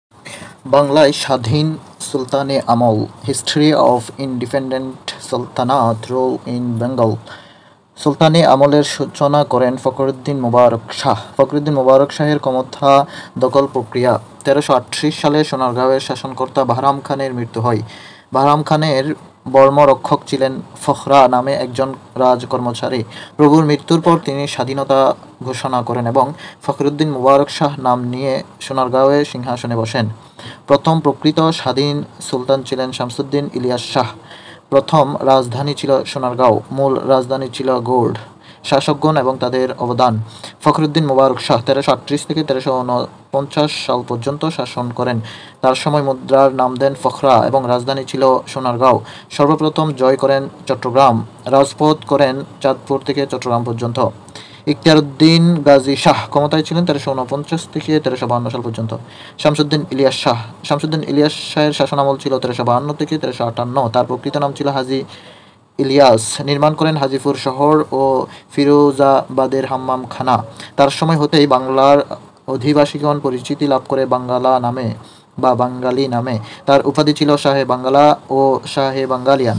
সর্বপ্রথম সমগ্র বাংলার অধিপতি হওয়া প্রথম মুসলিম শামসুদ্দীন ইলিয়াস শাহ। গিয়াসউদ্দিন আজম শাহ, যার শাসনামল ছিল 1393 থেকে 1411। উপাধি ছিল আজম শাহ। বন্ধুত্ব স্থাপন করেন জৌনপুরের রাজা খান জাহানের সাথে। তার ন্যায় বিচারের বর্ণনা আছে রিয়াজুস সালাতিন গ্রন্থে। কাব্য রচনা করেন ফার্সি ভাষায়। পত্রালাপ করতেন পারস্যের কবি হাফিজের সাথে। রিয়াজুস সালাতিন গ্রন্থ একটি ঐতিহাসিক গ্রন্থ যার রচয়িতা গুলাম হোসেন সলিম জায়েদপুরি। এটি বাংলার মুসলিম শাসনের প্রথম পূর্ণাঙ্গ ইতিহাস গ্রন্থ। ভাষা ছিল ফার্সি। বাংলার স্বাধীন সুলতানি আমল। রাজা গণেশের বংশ, তারা শাসন করে 1414 থেকে 1435 সাল। রাজা গণেশ আজম শাহের আমত্ত বা মন্ত্রী ছিলেন। পরবর্তী ইলিয়াস শাহী বংশ। নাসিরউদ্দিন মাহমুদ শাহ। পরবর্তীতে ইলিয়াস শাহী যুগের প্রকৃত প্রথম শাসক। তার শাসনামলে বাগেরহাটে বা খলিফাতাবাদে শাসন ক্ষমতায় অধিষ্ঠিত হন খানজাহান আলী। খানজাহান আলীর জীবনকাল হচ্ছে 1369 থেকে 1459। পরিচয়: মুসলিম ধর্ম প্রচারক ও বাগেরহাটের স্থানীয় শাসক ছিলেন। উপাধি: উলুগ খান ও খানে আজম। পৈতৃক নিবাস ছিল তুরস্কে। তার স্ত্রীর নাম ছিল সোনা বিবি ও রূপা বিবি। বাংলায় শাসন করেন 1398 সালে। বাংলায় আসেন 1398 সালে। তৈমুর লং দিল্লি আক্রমণ করলে জয়গীর লাভ করেন সুন্দরবনের। নির্মাণ করেন বাগেরহাটের 60 গম্বুজ মসজিদ আনুমানিক 1450 সালে, সোনা মসজিদ, বিবি বেগনি মসজিদ এবং খানজালি ও ঘোড়া দিঘি। সুলতান রুকনউদ্দিন বরবক শাহ। সুলতান রুকনউদ্দিন বরবক শাহ শাসন করেন 1459 থেকে 1474 সাল পর্যন্ত। বঙ্গের সুলতানদের মধ্যে শ্রেষ্ঠ ও মহাপণ্ডিত ছিলেন। চট্টগ্রামকে আরাকান থেকে পুনরুদ্ধার করেন এবং নির্মাণ করেন গৌড়ের দাখিল দরওয়াজা। হাবশি শাসন। হাবশি শাসন ছিল 1487 থেকে 1493 সাল পর্যন্ত। হাবশি শাসকগণ 6 বছর ক্ষমতায় ছিল। এই শাসনামলের নাম ছিল অন্ধকার যুগ বা ওই 6 বছরকে অন্ধকার যুগ বলা হতো। হোসেন শাহী বংশ। হোসেন শাহী বংশর ক্ষমতাসীন ছিলেন 1493 থেকে 1538 সাল পর্যন্ত। আলাউদ্দিন হোসেন শাহ। আলাউদ্দিন হোসেন শাহ শাসনামল ছিল 1493 থেকে 1519 সাল পর্যন্ত। তিনি ছিলেন হোসেন শাহী বংশের প্রথম এবং শ্রেষ্ঠ শাসক। বংশ আরবের সৈয়দ বংশ। উজির ছিলেন মুজাফফর শাহের। দমন করেন হাবশিদের। বিতাড়িত করেন চট্টগ্রাম থেকে আরাকানিদের। রাজত্ব করেন 26 বছর। রাজধানী ছিল এক ঢালা। তার শাসনকালেই আবির্ভাব ঘটে বৈষ্ণব ধর্মের প্রচারক শ্রী চৈতন্য দেবের। তার শাসনামলে মালাধর বসু শ্রীমদ্ভাগবত ও পুরাণ এবং মহাভারত বাংলা ভাষার অনুবাদ করেন। তৈরি করেন গৌড়ের ছোট সোনা মসজিদ। তার শাসনকালকে বলা হতো মুসলিম শাসনের ইতিহাসে স্বর্ণযুগ। তাকে বলা হতো বাংলার আকবর। নুসরাত শাহ। নুসরাত শাহের শাসনামল ছিল 1519 থেকে 1532 সাল। উপাধি ছিল নাসিরউদ্দিন আবুল মুজাফফর নুসরত শাহ। নির্মাণ করেন গৌড়ের কদম রসুল দুর্গ। তার নির্মিত অমর কীর্তি হল গৌড়ের বড় সোনা মসজিদ বা 12 দুয়ারি মসজিদ। তার সময়ে ভারতে মুঘল সাম্রাজ্য প্রতিষ্ঠিত হয় এবং বাবর নামায় তার প্রশংসা করা হয়। বিশেষ দ্রষ্টব্য: তার শাসনামলে দিল্লিতে মুঘল সম্রাট বাবর ক্ষমতা দখল করেন। তিনি বাবরের সাথে মিত্রতা করে বাংলা শাসন করেন। গিয়াসউদ্দিন মাহমুদ শাহ সুলতানি আমলের সর্বশেষ শাসক ছিলেন। তার শাসনামল ছিল 1533 থেকে 1538 সাল পর্যন্ত। আফগান শাসনামল 1538 সাল থেকে 1576 সাল পর্যন্ত। বাংলায় আফগান শাসন শুরু করেন শেরখান সুর থেকে শের শাহ। মুঘল সম্রাট হুমায়ুন 1537 সালে গৌড় অধিকারে নেন। হুমায়ুন গৌড়ের সৌন্দর্য মুগ্ধ হয়ে বাংলার নাম দেন জান্নাতাবাদ। এদিকে হুমায়ুনের সৎ ভাই হিন্দাল দিল্লি সিংহাসন দখল করবে এমন খবরে হুমায়ুন দিল্লির অভিমুখে রওনা হলে শেরখান বক্সারের নিকটে গঙ্গা নদীর তীরে চৌসা নামক স্থানে উৎপেতে থাকেন এবং হুমায়ুনকে পরাজিত করে 1539 সালে গৌড় দখলে নেন। মুঘল সম্রাট হুমায়ুনকে পরাজিত করে শের শাহ উপাধি নেন এবং নিজেকে বিহারের স্বাধীন সুলতান হিসেবে ঘোষণা করেন। শের শাহ এর জীবনী এবং কর্ম পরিচয়। মধ্যযুগীয় দিল্লির একজন শক্তিশালী আফগান ফস্তুন বাংলা জয় করেন 1540 সালে মুঘল শাসনকর্তা আলী কুলিকে পরাজিত করে। দিল্লি দখল করেন 1540 সালে কনৌজের যুদ্ধে হুমায়ুনকে পরাজিত করে। বাংলা শাসন করেন 1540 থেকে 45 পর্যন্ত। সর্বপ্রথম চালু করেন পাট্রা বা ভূমি সত্ত্বের দলিল ও কুবলিয়ত বা চুক্তির দলিল প্রথা। রাজধানী ছিল তখন আগ্রা। তার নির্মিত সড়ক ছিল সড়কে আজম বা মহাসড়ক বা গ্র্যান্ড ট্রাঙ্ক রোড। 3000 মাইল দীর্ঘ। সোনারগাঁও থেকে আগ্রা, দিল্লি ও লাহোর হয়ে মুলতান বা পঞ্জাব পর্যন্ত বিস্তৃত ছিল। সংবাদ বাহনের জন্য চালু করেন ঘোড়ার ডাক। তার সমাধি বা শেরশাহের সমাধি হল সাসারাম বিহারে অবস্থিত। শেরশাহের পুত্র জামাল খান ক্ষমতা গ্রহণ করে উপাধি গ্রহণ করেন ইসলাম খান নামে। বাংলার শেষ আফগান শাসক হলেন দাউদ খান কাররানি। বাংলায় মুঘল আমল বা the Mughal rule in Bengal 1576 থেকে 1757 সাল। বাংলায় প্রথম আগমন করতে চাওয়া মুঘল সম্রাট বাবর নুসরাত শাহের সময়ে বাংলায় মুঘল শাসন শুরু করেন সম্রাট আকবর সমগ্র বাংলা দখল করতে পারেনি 12 ভূঁইয়াদের কারণে। 12 ভূঁইয়া পরিচয়। 12 বলতে নির্দিষ্ট 12 সংখ্যা বোঝায় না। এখানে 12 বলতে নির্দিষ্ট সংখ্যাধিক্য বা বারোয়ারি বা পঞ্চায়েত বোঝায়। আর ভূঁইয়া শব্দের অর্থ হলো ভূস্বামী বা জমিদার। আফগান শাসনামল ও মুঘলদের উত্থানের মধ্যবর্তী সময়ে বাংলার স্থানীয় সামরিক প্রধান ও জমিদার নিয়ন্ত্রিত এলাকা বাংলার ভাটি অঞ্চল হলো গঙ্গা ব্রহ্মপুত্র মেঘনা বিধৌত অঞ্চল অর্থাৎ ঢাকা, ময়মনসিংহ, ত্রিপুরা ও সিলেটের নিম্নাঞ্চল। প্রথম জমিদারি স্থাপন করেন ইসাক খানের পিতা সুলাইমান খানের নিয়ন্ত্রিত এলাকা ছিল সোনারগাঁও ও খিজিরপুর। রাজধানী ছিল সোনারগাঁও। নেতা ছিলেন ঈসা খান ও মুসা খান। আকবর বাংলার সুবাদার করে পাঠান 4 জনকে: শাহবাজ খান, সাদিক খান, উজির খান ও মানসিংহ। মুঘলদের বিরুদ্ধে স্বাধীনতা ঘোষণা করেন। মসনদে আলা উপাধি নেন ঈসা খান। মুসা খান 1599 12 ভূঁইয়াদের নেতা হন। 1603 সালে মানসিংহের নিকট পরাজিত হন, কিন্তু আকবরের অসুস্থতার কারণে মানসিংহ আগ্রা গমন করেন। 1611 সালে ইসলাম খানের সাথে যুদ্ধে সোনারগাঁওয়ে কদম রসুল দুর্গ হারান এবং মুঘল সম্রাট জাহাঙ্গীরের বশ্যতা মেনে নেন। 12 ভূঁইয়াদের নাম এবং এলাকার নাম: ঈসা খান ও মুসা খান। তার এলাকা ছিল ঢাকা জেলার অধিকাংশ বা অর্ধাংশ, ময়মনসিংহ, পাবনা, বগুড়া ও রংপুরের কিছু অংশ। চাঁদ রায় ও কেদার রায়ের অংশ ছিল শ্রীপুর বা বিক্রমপুর ও মুন্সিগঞ্জ। বাহাদুর গাজী এর অঞ্চল ছিল বাউয়াল। সোনাগাজীর অঞ্চল ছিল সরাইল বা ত্রিপুরার উত্তর সীমানায় অবস্থিত সোনাগাজী। উসমান খান এর এলাকা ছিল সিলেটের বুকাই নগর। বীর হামির এর অঞ্চল ছিল বাঁকুড়া বিষ্ণুপুর। লক্ষণ মাণিক্য এর অঞ্চল ছিল নোয়াখালী বুলুয়া। পরমানন্দ রায় তার অঞ্চল ছিল বরিশাল চন্দ্রদ্বীপ নামে খ্যাত। বিনোদ রায় ও মধুরাই তার অঞ্চল ছিল মানিকগঞ্জের চান্দপ্রতাপ। মুকুন্দরাম ও সত্যজিৎ এর অঞ্চল ছিল ফরিদপুর ভূষণা। রাজা কন্দর্প নারায়ণ আর রামচন্দ্র এর অঞ্চল ছিল বরিশাল জেলার কিছু অংশ। প্রতাপাদিত্য ছিল যশোর জেলার বা যশোর অঞ্চলের। ঈসা খান পরিচয়: 12 ভূঁইয়াদের নেতা ছিলেন। মৃত্যুবরণ করেন 1599 সালে। সমাধি গাজীপুরের কালীগঞ্জের বক্তারপুরে। মুসা খানের পরিচয় হলো 12 ভূঁইয়াদের মধ্যে সর্বাপেক্ষা শক্তিশালী নেতা ও ঈসা খানের পুত্র। সোনারগাঁওয়ের মসনদে থাকেন 1599 থেকে 1623 সাল পর্যন্ত। তার সমাধি হলো ঢাকা বিশ্ববিদ্যালয়ের শহীদুল্লাহ হল সংলগ্ন মুসা খানের মসজিদের সামনে। সুবার পরিচয়: মুঘল সাম্রাজ্যের প্রদেশ সুবাহের দায়িত্বপ্রাপ্ত শাসকদেরকে বলা হতো সুবাদার। সুবাহ চালু করেন সম্রাট আকবর। সোনারগাঁও বাংলা সুবার অন্তর্ভুক্ত হয় 1610 সালে। চট্টগ্রাম বাংলা সুবার অন্তর্ভুক্ত হয় 1666 সালে। সমগ্র বাংলায় সুবাহদারি শাসন প্রতিষ্ঠা করেন সম্রাট জাহাঙ্গীরের সুবাদার ইসলাম খান 1610 সালে। সুবাদার এবং তাদের কর্মকাণ্ড: সুবেদার ইসলাম খান ক্ষমতায় ছিলেন 5 বছর 1608 থেকে 1613 সাল। তিনি 1608 সালে সুবেদার হিসেবে বাংলায় আগমন করেন। 1610 সালে সমগ্র বাংলার সুবেদার হন, ঢাকায় প্রবেশ করেন এবং রাজমহল থেকে ঢাকায় বাংলার রাজধানী স্থানান্তর করেন। সম্রাটের নামে ঢাকার নাম রাখেন জাহাঙ্গীরনগর। তাকে বলা হয় মুঘল সাম্রাজ্যের একজন নির্মাতা এবং সর্বশ্রেষ্ঠ সুবেদার। নির্মাণ করেন লোহার ফুল, খনন করেন দুলাই খাল। তার সমাধি ফতেহপুর সিক্রিতে অবস্থিত, তবে প্রথম দাফন করা হয়েছিল ঢাকার বাদশাহী বাগে। শাহ সুজার ক্ষমতাসীন ছিলেন 21 বছর 1639 থেকে 1660 সাল পর্যন্ত। পরিচয় সম্রাট শাহজাহানের দ্বিতীয় পুত্র। রাজধানী স্থানান্তর করেন ঢাকা থেকে রাজমহলে 1640 সালে। নির্মাণ করেন তার সময়ে ঢাকার বড় কাটরা, ঈদগাহ, হোসনে দালান ও সুরিহাট্টা মসজিদ। সম্মতি দেন ইস্ট ইন্ডিয়া কোম্পানি ও ডাচদের ব্যবসায়ের সম্রাটের ফরমানে। আওরঙ্গজেবের কাছে পরাজিত হয়ে আশ্রয় নেন আরাকানে। পরিবারের সকল সদস্য নিয়ে খুন হন 1660 সালে।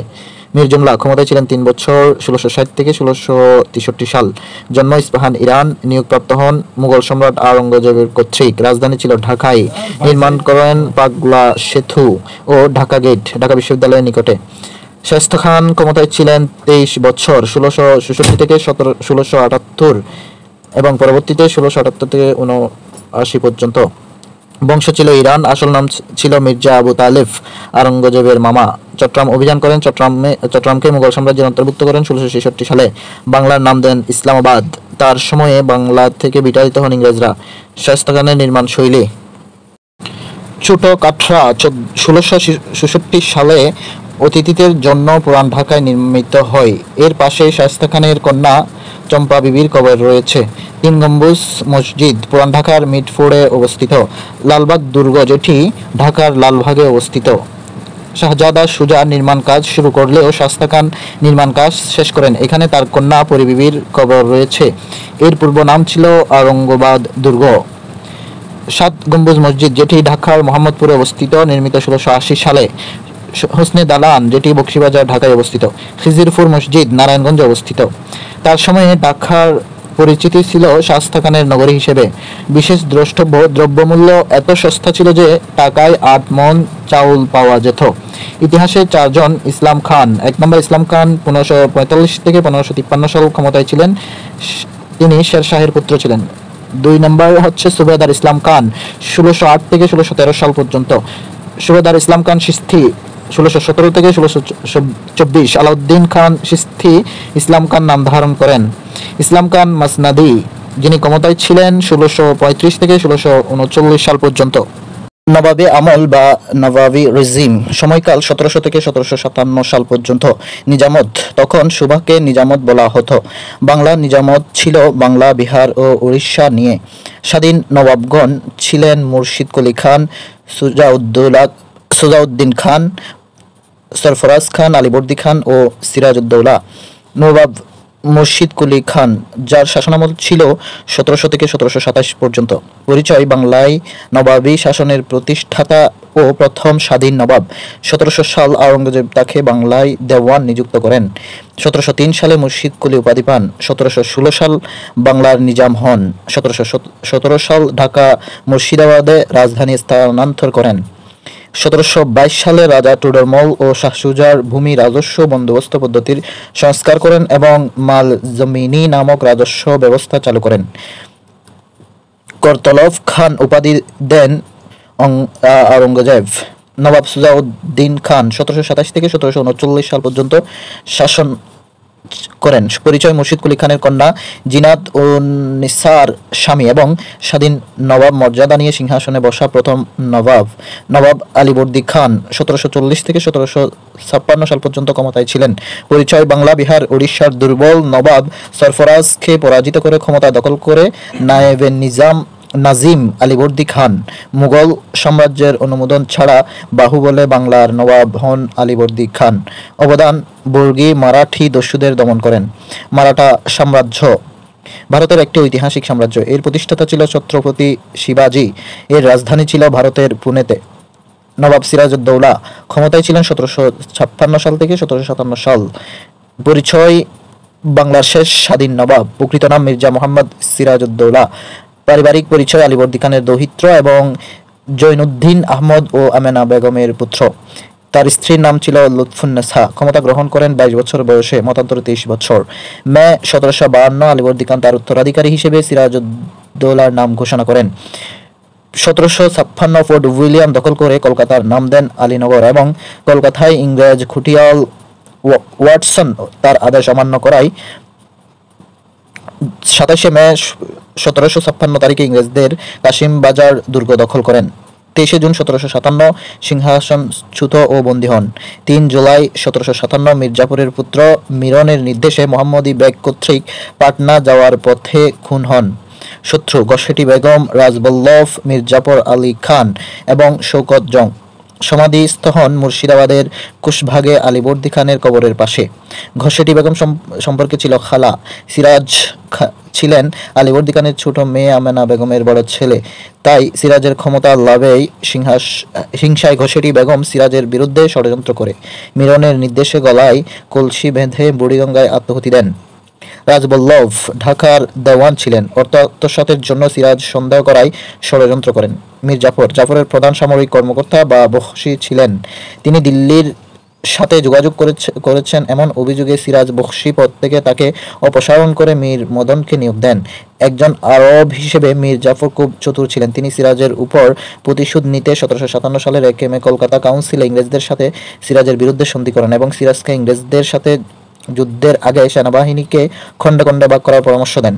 সিরাজউদ্দৌলা পতনের পর মীর জাফর বাংলার নামমাত্র নবাব হন। 1760 সালে জামাতা মীর কাসিমের কাছে ক্ষমতা ছাড়তে বাধ্য করে ইংরেজরা। পরবর্তীতে ইংরেজদের কাছে মীর কাসিম আস্থা হারালে 1763 সালে পুনরায় নবাব হন এবং 1765 সালে মৃত্যুবরণ করেন। শৌকত জং পূর্ণিয়ার শাসনকর্তা ছিলেন। সিরাজ তাকে পরাজিত ও হত্যা করেন। তিনি সম্পর্কে সিরাজের খালাতো ভাই উমিদ চাঁদ ভারতবঙ্গের আদি ব্যবসায়ী ছিলেন। পলাশীর যুদ্ধ বা দ্য ব্যাটল অফ পলাশী, তারিখ 23 জুন 1757, স্থান ভাগীরথী নদীর তীরে, পশ্চিমবঙ্গ, ভারত। পক্ষসমূহ ব্রিটিশ ইস্ট ইন্ডিয়া কোম্পানি ও বাংলার নবাব সিরাজউদ্দৌলাকে সমর্থন করেন ফরাসি ইস্ট ইন্ডিয়া কোম্পানি। প্রধান সেনাপতি ছিলেন ব্রিটিশদের পক্ষে রবার্ট ক্লাইভ ও বাংলার পক্ষে মোহন লাল। বাংলার সেনাবাহিনীর ভ্যানগার্ড ছিলেন মীর মদন। বাংলার পক্ষে যুদ্ধ করা ফরাসি সেনাপতি সিন ফ্রে। সিরাজউদ্দৌলার সাথে বিশ্বাসঘাতকতা করা সেনা সদস্য ছিলেন মীর জাফর, অশ্বারোহী রায় দুর্লভ ও খুদা ইয়ার লুৎফ খান। সিরাজের পক্ষে লড়ে যাওয়া সেনা সদস্য ছিলেন মীর মদন, মোহন লাল, নবে সিং হাজারি ও বাহাদুর খান। সেনা সদস্য ব্রিটিশদের পক্ষে 1000 ইউরোপীয় ও 2100 ভারতীয় সেনা। অপরদিকে বাংলার পক্ষে ছিলেন 50,000 সেনা থাকলেও অংশ নেন 5000 সেনা। যুদ্ধের কারণ নবাবকে কোম্পানির কর না দেয়া, কোম্পানি কর্তৃক দস্তকের অপব্যবহার। দস্তক ছিল মুঘল সরকার কর্তৃক ইস্ট ইন্ডিয়া কোম্পানিকে প্রদত্ত ব্যবসায়িক অনুমতিপত্র। সম্রাট ফারুক সিয়ারের ফরমান এই শর্তে যে ইস্ট ইন্ডিয়া কোম্পানি আমদানি ও রপ্তানির উপর ধার্য সাধারণ শুল্ক না দিয়ে বাংলায় ব্যবসা করার অধিকার লাভ করে। এর ফলে কোম্পানির প্রতিনিধিরা বিনা শুল্কে বাংলায় ব্যবসা করার অনুমতি পায়। মীর কাসিম, যিনি ক্ষমতায় ছিলেন 1760 থেকে 1763 সাল পর্যন্ত। পরিচয়: ব্রিটিশ ইস্ট ইন্ডিয়া কোম্পানি কর্তৃক পদচ্যুত নবাব। প্রকৃত নাম মীর মোহাম্মদ কাসিম আলী খান। পারিবারিক পরিচয়: মীর জাফরের কন্যা ফাতেমা বেগম সাবিহার জামাতা। রাজধানী মুঙ্গেরে। কার্যাবলী: জমি জরিপ, ব্যবস্থা সংস্কার এবং বক্সারের যুদ্ধে ইংরেজদের বিরুদ্ধে সেনাপতির দায়িত্ব পালন করেন। বক্সারের যুদ্ধ, দ্য ব্যাটল অফ বক্সার। প্রতিপক্ষ ইংরেজ বাহিনী বনাম বাংলা ও যোদ্ধা ও দিল্লির সম্রাটের মিত্রবাহিনী। সময়কাল 1763 সাল। এটি 4 বার অনুষ্ঠিত হয়, কিন্তু চূড়ান্ত যুদ্ধ হয় 22 অক্টোবর 1764 সালে। স্থান: বক্সারের প্রান্তর বিহার। অংশগ্রহণকারীদের নাম: মীর কাসিম বাংলা, নবাব সিরাজউদ্দৌলা ও যোদ্ধা, সম্রাট Shah Alam Delhi, major Munro England. তৎকালীন বাংলার নবাব ছিলেন মীর জাফর। তৎকালীন মুঘল সম্রাট ছিলেন দ্বিতীয় শাহ আলম। ফলাফল: ইংরেজদের জয়। প্রতিক্রিয়া: বাংলার সার্বভৌমত্ব উদ্ধারের শেষ চেষ্টা ব্যর্থ হয়। রবার্ট ক্লাইভ দিল্লির সম্রাট শাহ আলমের কাছ থেকে বাংলা, বিহার, উড়িষ্যার দেওয়ানি লাভ করে। বিশেষ দ্রষ্টব্য: এই যুদ্ধে মীর কাসিম ফকির সন্ন্যাসীদের সাহায্য প্রার্থনা করেন। বাংলার প্রথম স্বাধীন নবাব ছিলেন মুর্শিদ কুলি খান। বাংলার শেষ স্বাধীন নবাব ছিলেন নবাব সিরাজউদ্দৌলা। বাংলার শেষ নবাব নাজিম উদ্দৌলা। বাংলার স্বাধীন চেতা নবাব ছিলেন মীর কাসিম। উপমহাদেশে মুঘল শাসকগণ 1526 সাল থেকে 1857 সাল পর্যন্ত। উপমহাদেশে মুঘল সাম্রাজ্যের প্রতিষ্ঠাতা ছিলেন মির্জা জহিরুদ্দিন মোহাম্মদ বাবর। মুঘল শাসকদের বংশ মধ্য এশিয়ার তুর্কি মঙ্গোল বংশোদ্ভূত শাসক। বাবার দিক থেকে বাবর ছিলেন তৈমুর লং ও মায়ের দিক থেকে চেঙ্গিস খানের বংশধর। শাসকগণ বা শাসককাল ছিল 316 বছরের। মোট শাসক ছিল 19 জন। মুঘলরা অবসান করে বা মুঘল আমলের অবসান হয় দিল্লি সালতানাতের। সাম্রাজ্যের অংশ বর্তমান বাংলাদেশ, ভারত, পাকিস্তান ও আফগানিস্তান। দিল্লি সালতানাত বলতে মধ্যযুগের ভারত উপমহাদেশে মুসলিম শাসকগণকে বোঝানো হয়। 1206 সাল থেকে 1526 খ্রিস্টাব্দের মধ্যবর্তী সময়ে ভারতে রাজত্বকারী মুসলিম রাজ্য ও সাম্রাজ্যগুলো দিল্লি সালতানাত নামে পরিচিত। এই সময় বিভিন্ন তুর্কি ও আফগান রাজবংশ দিল্লি শাসন করে। মোহাম্মদ ঘুরি প্রাক্তন তুর্কি মামলুক দাস, কুতুবউদ্দিন আইবেক দিল্লি সালতানাতের প্রথম সুলতান এবং ইব্রাহিম লোদি সর্বশেষ সুলতান ছিলেন। বাংলায় মুঘল সাম্রাজ্যের প্রতিষ্ঠাতা ছিলেন আকবর। সমগ্র বাংলা দখলকারী মুঘল সম্রাট ছিলেন জাহাঙ্গীর 1608 সাল। সাম্রাজ্যের বেশি বিস্তার করেন আওরঙ্গজেব। সবচেয়ে বেশি সময় ক্ষমতায় ছিলেন আকবর ও আওরঙ্গজেব, দুজনেই 49 বছর করে। মুসলিম শাসক ছিলেন না আকবর ও জাহাঙ্গীর, তারা দ্বীনে ইলাহি ধর্মের অনুসারী ছিলেন। দুর্বল শাসক ছিলেন ফররুখ শিয়ার। আধিপত্য পুনঃপ্রতিষ্ঠার চেষ্টা করেন দ্বিতীয় শাহ আলম। পলাশী যুদ্ধের সময় মুঘল সম্রাট ছিলেন দ্বিতীয় আলমগীর। সর্বশেষ সম্রাট আবু জাফর সিরাজ উদ্দিন মোহাম্মদ বাহাদুর শাহ। মুঘল আমলের গুরুত্বপূর্ণ ঘটনা। 1526 পানিপথের যুদ্ধে ইব্রাহিম লোদিকে পরাজিত করে বাবরের মুঘল শাসনের পতন। 1540 থেকে 1555 শের শাহের নিকট হুমায়ুন পরাজিত হয় এবং মুঘলরা ক্ষমতার বাইরে থাকে। 1556 পানিপথের দ্বিতীয় যুদ্ধে জয়লাভ করে আকবরের ক্ষমতায় আরোহণ। 1576 রাজমহলের যুদ্ধ ও আকবরের বাংলা জয়। 1554 সালে আকবরের ক্ষমতা গ্রহণের দিন ধরে বাংলার সন গণনা শুরু। 1600 বাংলায় ইংরেজদের আগমন। 1610 ঢাকায় রাজধানী স্থাপন। 1612 সুরাটে বাণিজ্য কুঠি স্থাপন। 1633 বাংলায় হরিহরপুরে ইস্ট ইন্ডিয়া কোম্পানি প্রতিষ্ঠা। 1690 কলকাতার চন্দননগরে ফরাসিদের কুটি স্থাপনের অনুমতি। 1733 বিহারকে অন্তর্ভুক্ত করে বাংলা প্রদেশ নামে বাংলা, বিহার ও উড়িষ্যার প্রদেশ গঠন। 1756 নবাব আলীবর্দী খানের মৃত্যু ও নবাব সিরাজউদ্দৌলার ক্ষমতা গ্রহণ। 1757 পলাশী যুদ্ধ ও বাংলায় নবাবী আমলের পতন। 1857 সিপাহী বিদ্রোহ সংগঠিত এবং দ্বিতীয় বাহাদুর শাহ জাফরকে রেঙ্গুনে নির্বাসনের মাধ্যমে মুঘল শাসনের সমাপ্তি। মুঘল শাসকদের প্রাথমিক পরিচয়। প্রথম সম্রাট বাবর, যার প্রকৃত নাম মির্জা জহিরুদ্দিন মোহাম্মদ, ক্ষমতায় ছিলেন 1526 থেকে 1530। রাজধানী ছিল আগ্রা, তার সমাধি কাবুল। দ্বিতীয় সম্রাট হুমায়ুন, প্রকৃত নাম ছিল নাসিরউদ্দিন মোহাম্মদ হুমায়ুন, 1530 থেকে 40 এবং 1555 থেকে 56 ক্ষমতা গ্রহণ বা ক্ষমতায় ছিলেন। রাজধানী ছিল আগ্রা, তার সমাধি দিল্লি। তৃতীয় সম্রাট আকবর, যার প্রকৃত নাম ছিল জালালউদ্দিন মোহাম্মদ, ক্ষমতায় ছিলেন 1556 থেকে 1605। ফতেহপুর সিক্রি ছিল রাজধানী এবং সেখান্দা আগ্রায় তার সমাধি। চতুর্থ সম্রাট ছিলেন জাহাঙ্গীর, নাম ছিল নুরউদ্দিন মোহাম্মদ সেলিম, ক্ষমতায় ছিলেন 1605 থেকে 1627। রাজধানী ছিল আগ্রা, তার সমাধি লাহোরে। পঞ্চম সম্রাট ছিলেন শাহজাহান, প্রকৃত নাম ছিল শাহাবুদ্দিন মোহাম্মদ খুররাম, ক্ষমতায় ছিলেন 1628 থেকে 1658। রাজধানী ছিল শাহজাহানবাদ, দিল্লি, সমাধি তাজমহল, আগ্রা। ষষ্ঠ সম্রাট ছিলেন আওরঙ্গজেব, তার প্রকৃত নাম ছিল মহিউদ্দিন মোহাম্মদ আলমগীর, ক্ষমতায় ছিলেন 1658 থেকে 1707।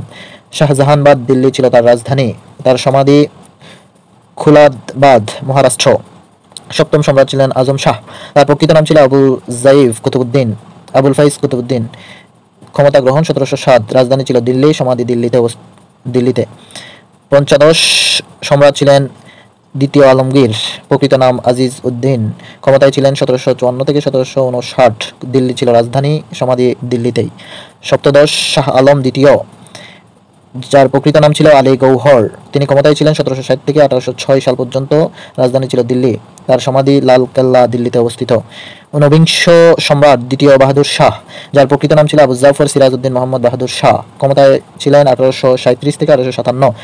রাজধানী ছিল দিল্লি, সমাধি রেঙ্গুন, বার্মা।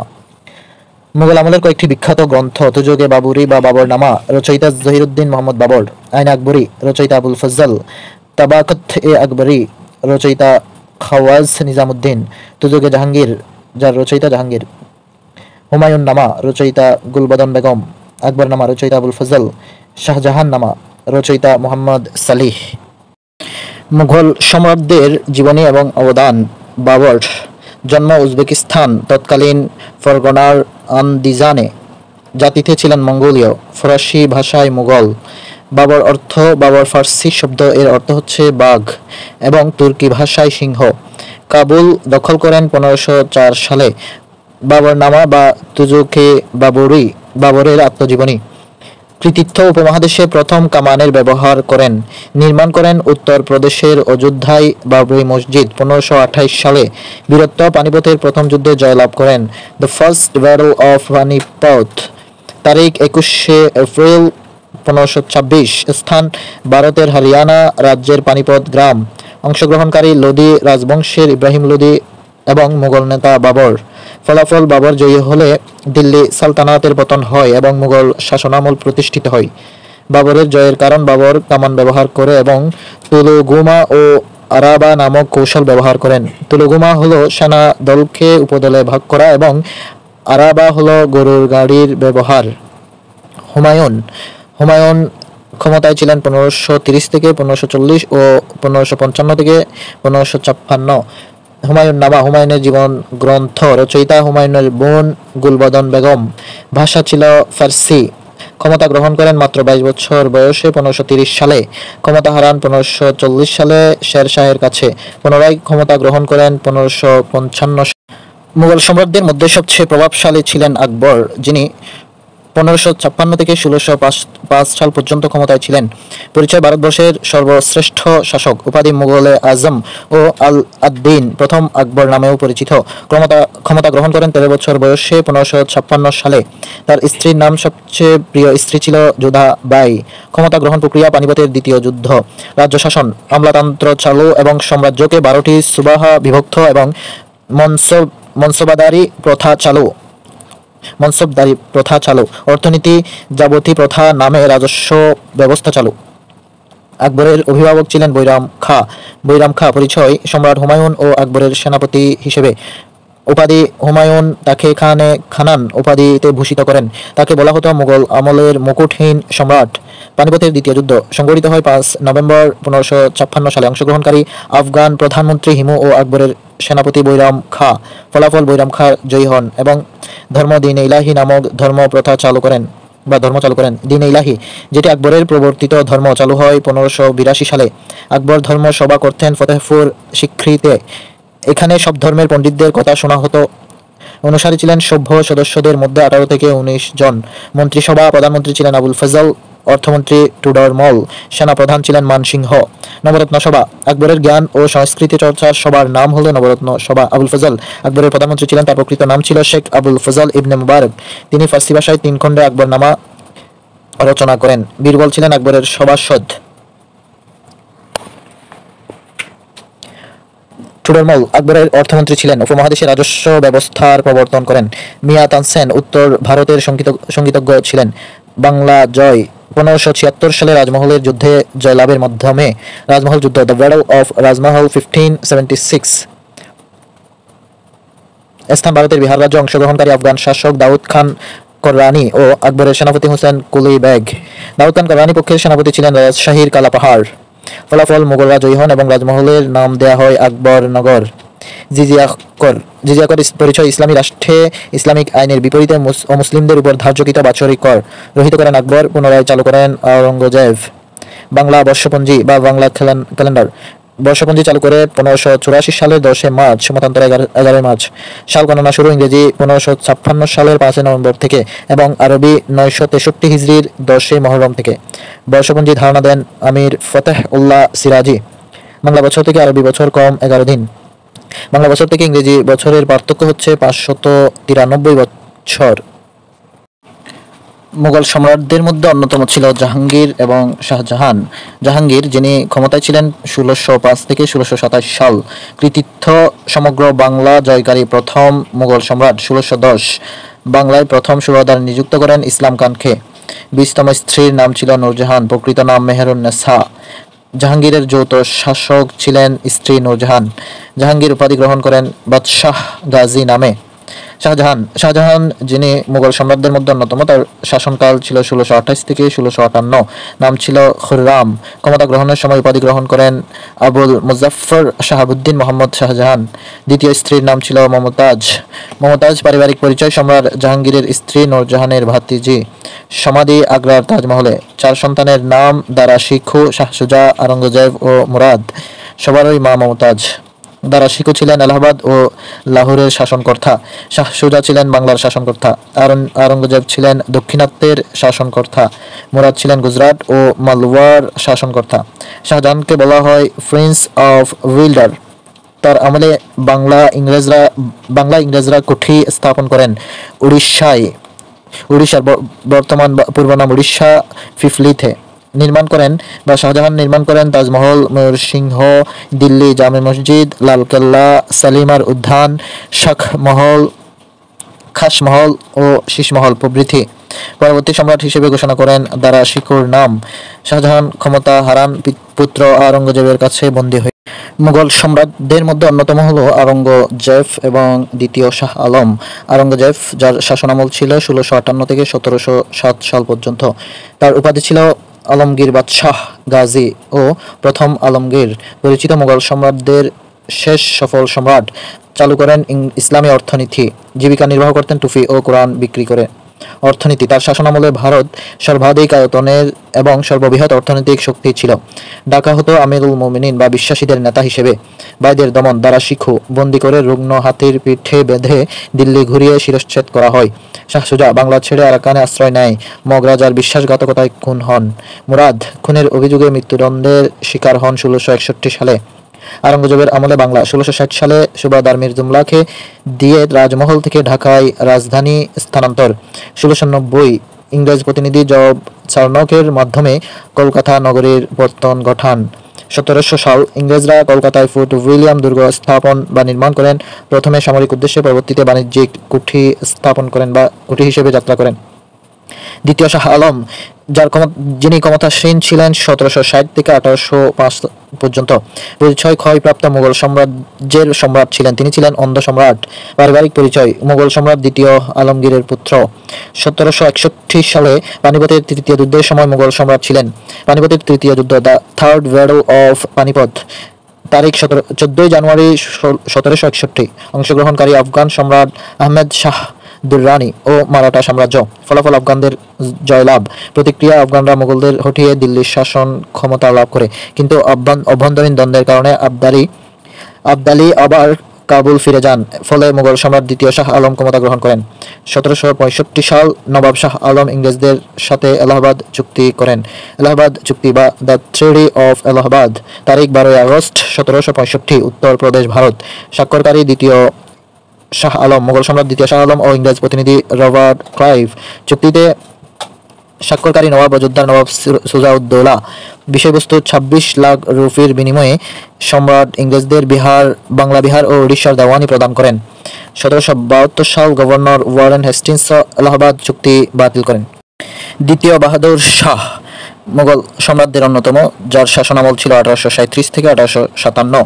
পরিচয়: মুঘল সম্রাট দ্বিতীয় বাহাদুর শাহ আলমের দৌহিত্র এবং দ্বিতীয় আকবরের পুত্র। এছাড়াও তিনি ছিলেন আধ্যাত্মিক কবি, ক্যালিগ্রাফার, সুফি ও পেইন্টিংয়ের পৃষ্ঠপোষক। The last Mughal. ব্রিটিশ হাইকোর্টের বিচারপতি জিডি গুমেজের লেখা বাহাদুর শাহ জাফরের জীবনী গ্রন্থ।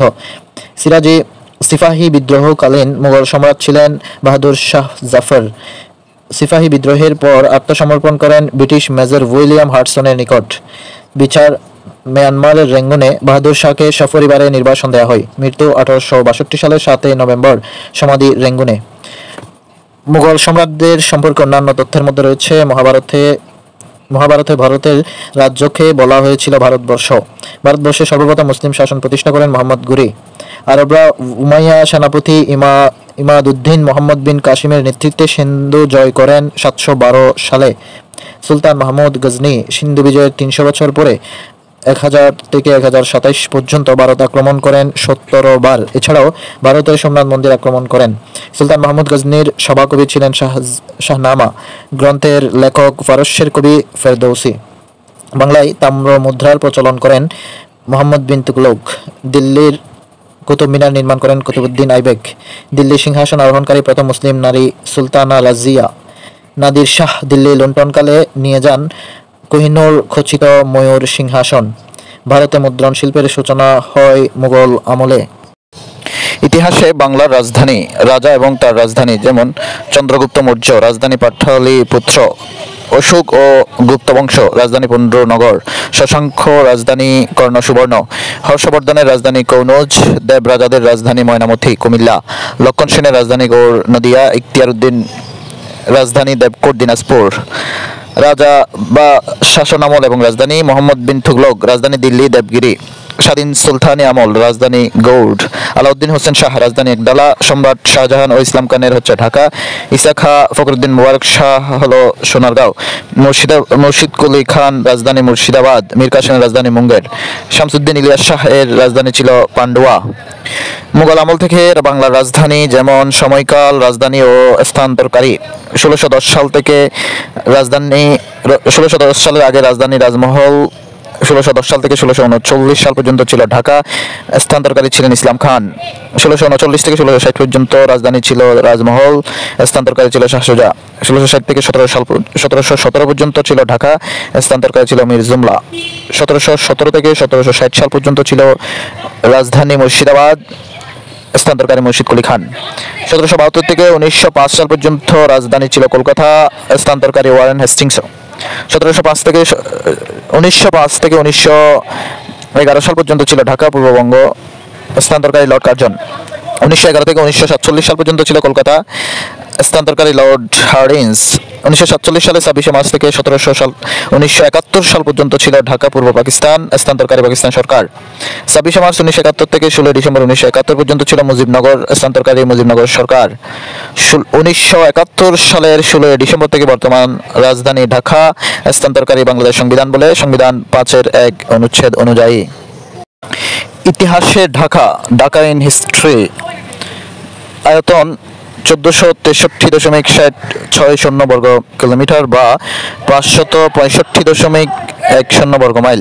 যে জনপদের অন্তর্ভুক্ত ছিল বঙ্গ, যে নদীর তীরে অবস্থিত বুড়িগঙ্গা। প্রথম রাজধানী হয় 1610 সালে, পূর্ব নাম ছিল জাহাঙ্গীরনগর। মোট রাজধানী হয় 5 বার, যথা 1610, 1660, 1905, 1947, 1971, কিন্তু প্রাদেশিক রাজধানী হয় 4 বার। ঢাকার ইংরেজি বানান DACCA পূর্বে ছিল, বর্তমান ঢাকা DHAKA। 1982 সাল থেকে কিন্তু সাংবিধানিকভাবে ঢাকার নাম অনুমোদিত পায় সংবিধানের 8ম সংশোধনীর মাধ্যমে 1988 সালে। DAP বা ডিটেইল এরিয়া প্ল্যান, বিশদ অঞ্চল পরিকল্পনা, আধুনিক ঢাকা গড়ার প্রকল্প। পরিকল্পনা বাস্তবায়নকারী কর্তৃপক্ষ রাজউক, প্রথম গ্রহণ করা হয় 2004 সালে। বর্তমান চলছে DEF 3 বা তৃতীয় DEF। মেয়াদ 2022 সাল থেকে 2035 সাল পর্যন্ত। সাল, তারিখ ও ঢাকা ঘটনা। 16 জুলাই 1610 ঢাকা প্রথম রাজধানী হয়। 1645 সালে শাহ সুজা ঢাকার বড় কাঠড়া নির্মাণ করেন। 1649 সালে চকবাজারে চুরিহাট্টা মসজিদ নির্মিত হয়। 1666 সালে ফরাসি পর্যটক টেভারনিয়ার ঢাকা ভ্রমণ করেন। 1829 সালে ঢাকা বিভাগ হয়। 1 আগস্ট 1866 সালে ঢাকা পৌরসভার মর্যাদা লাভ করে।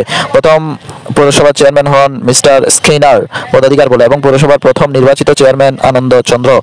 1884 7 ডিসেম্বর 1901 প্রথম বৈদ্যুতিক বাতি জ্বালানো হয় হাসান মঞ্জিলে। 1976 ঢাকার মেট্রোপলিটন পুলিশ গঠিত হয়। 30 সেপ্টেম্বর 1978 ঢাকা পৌর কর্পোরেশন হয়। 1990 সিটি কর্পোরেশন হয়, প্রথম মেয়র হন আবুল হাসানাত। 1994 প্রথম সিটি কর্পোরেশন নির্বাচন হয়, প্রথম নির্বাচিত mayor Mohammad Hanif. 29 November 2011 Dhaka city corporation বিলুপ্ত ঘোষণা।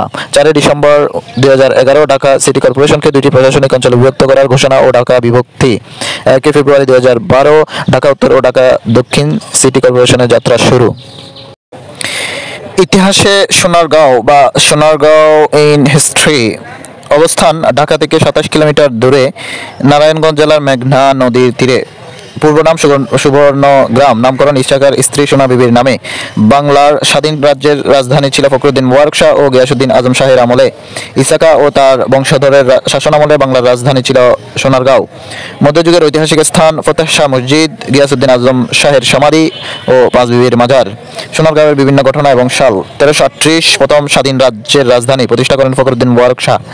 1346 বিখ্যাত ইবনে বাতুতা পর্যটক ইবনে বাতুতা সোনারগাঁও ভ্রমণ করেন। 1406 চীনের পর্যটক মা হুয়ান সোনারগাঁও ভ্রমণ করেন। 1576 থেকে 1608 বারবুইয়াদের রাজধানী ছিল। 1586 সালে পর্যটক রালফ সিফ ভ্রমণ করেন। 1975 সালে সোনারগাঁওয়ের সর্দার বাড়িতে শিল্পাচার্য জয়নুল আবেদিন লোকশিল্প জাদুঘর প্রতিষ্ঠা করেন। শাহজাহানের নির্মাণশৈলী বা শাহজাহান কনস্ট্রাকশন। তাজমহল অবস্থান আগ্রা, উত্তরপ্রদেশ, ভারত, যমুনা নদীর তীরে। নির্মাণ করেন 1632 থেকে 1653 সাল এর মধ্যেই। উদ্দেশ্য স্ত্রী মমতাজের স্মৃতি রক্ষা। অপর নাম ছিল মমতাজ মহল। মূল নকশাকারক ছিল উস্তাদ আহমেদ লাহুরি ও উস্তাদ ইসা সিরাজি। ময়ূর সিংহাসন দ্য পিকক থ্রন।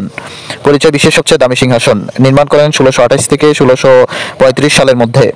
ফার্সি ভাষায় বখতে তাউস চুরি হয় 1739 সালে নাদির শাহ কর্তৃক। সিংহাসনে ছিল বিশ্ববিখ্যাত কোহিনূর হীরা। কোহিনূর হীরা বা মণি হলো কোহিনূর হীরার ইতিহাসের সূচনা হয় 1303 খ্রিস্টাব্দে। মুঘল সম্রাটদের মধ্যে সর্বপ্রথম হুমায়ুনের অধিকারে আসে 1530 সালে। পরবর্তীতে এটিকে বাবরের হীরা বলে প্রচার করা হয়। পরবর্তীতে সম্রাট শাহজাহান নির্মিত ময়ূর সিংহাসনে শোভা বৃদ্ধি করে। মুঘল সাম্রাজ্য বিক্ষিপ্ত শাসন আমলের সময় মুসলমানদের অধীনে রাখার জন্য পারস্যের নাদির শাহ উপমহাদেশে আগমন করেন। নাদির শাহ এই হীরা খণ্ডের নাম দিয়েছিলেন কোহিনূর মণি। বর্তমানে টাওয়ার অফ লন্ডনে এটি রয়েছে।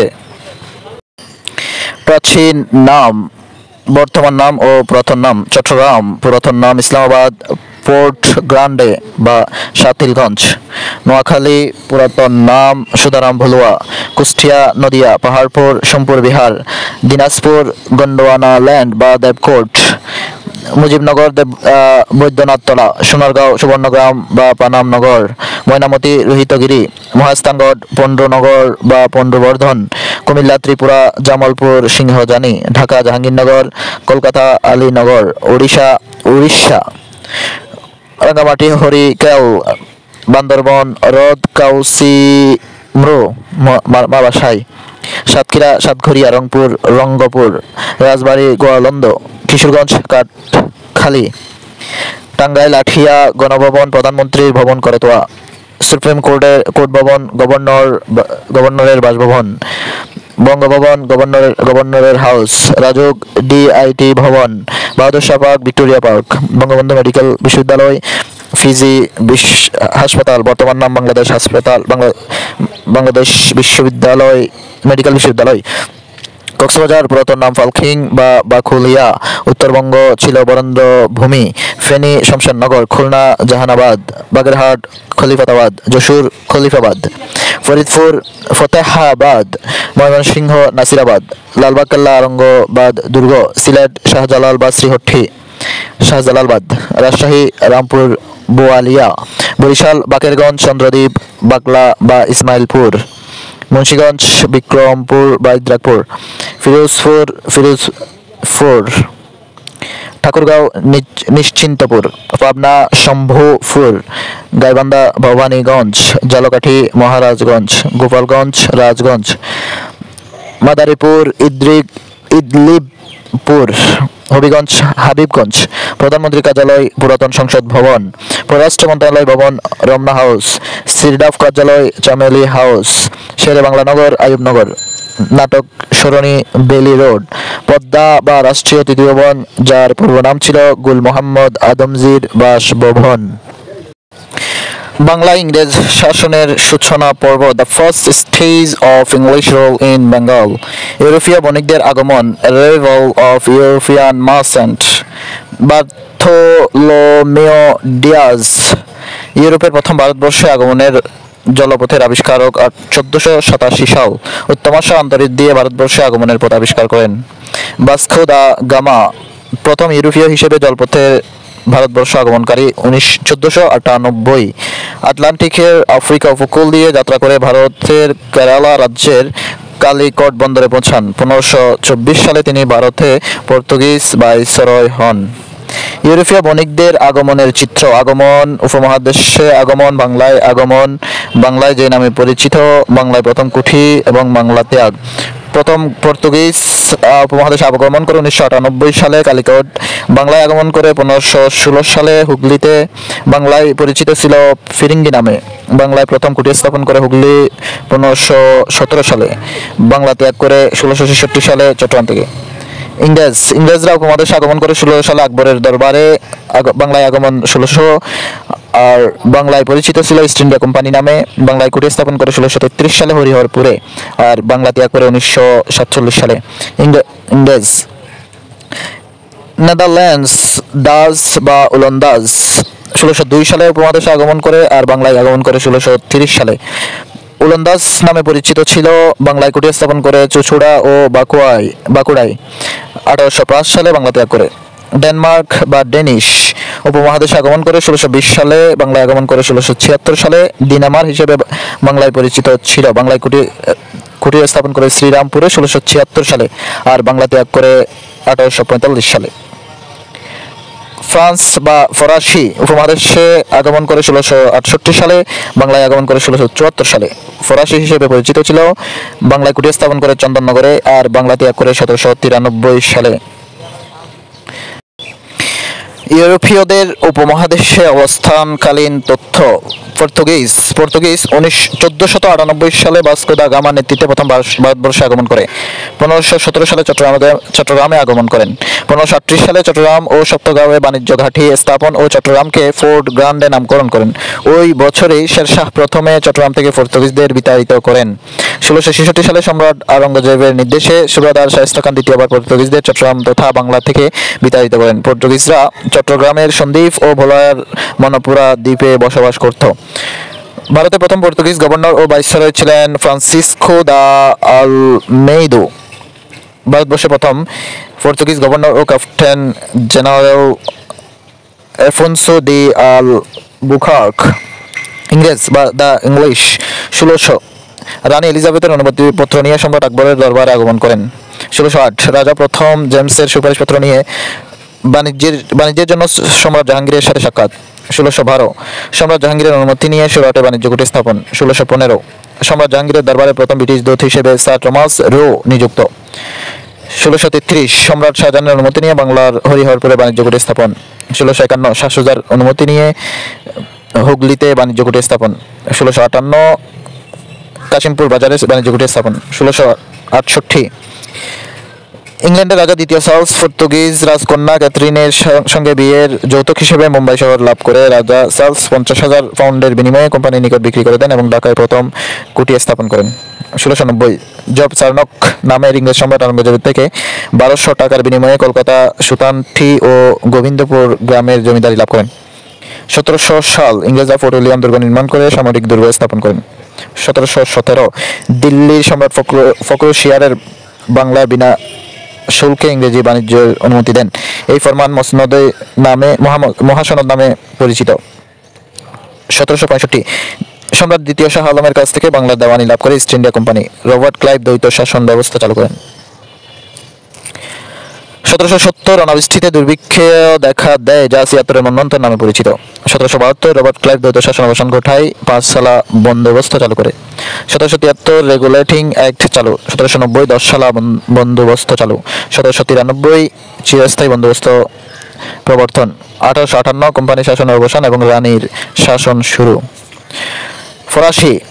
ফরাসিরা 1668 সালে সর্বপ্রথম সুরাটে বাণিজ্য কুঠি স্থাপন করে। 1690 সালে চন্দননগরে বর্তমান পশ্চিমবঙ্গ শায়েস্তা খানের নিকট থেকে কিনে নেয়ার পরে কুঠি স্থাপন করে।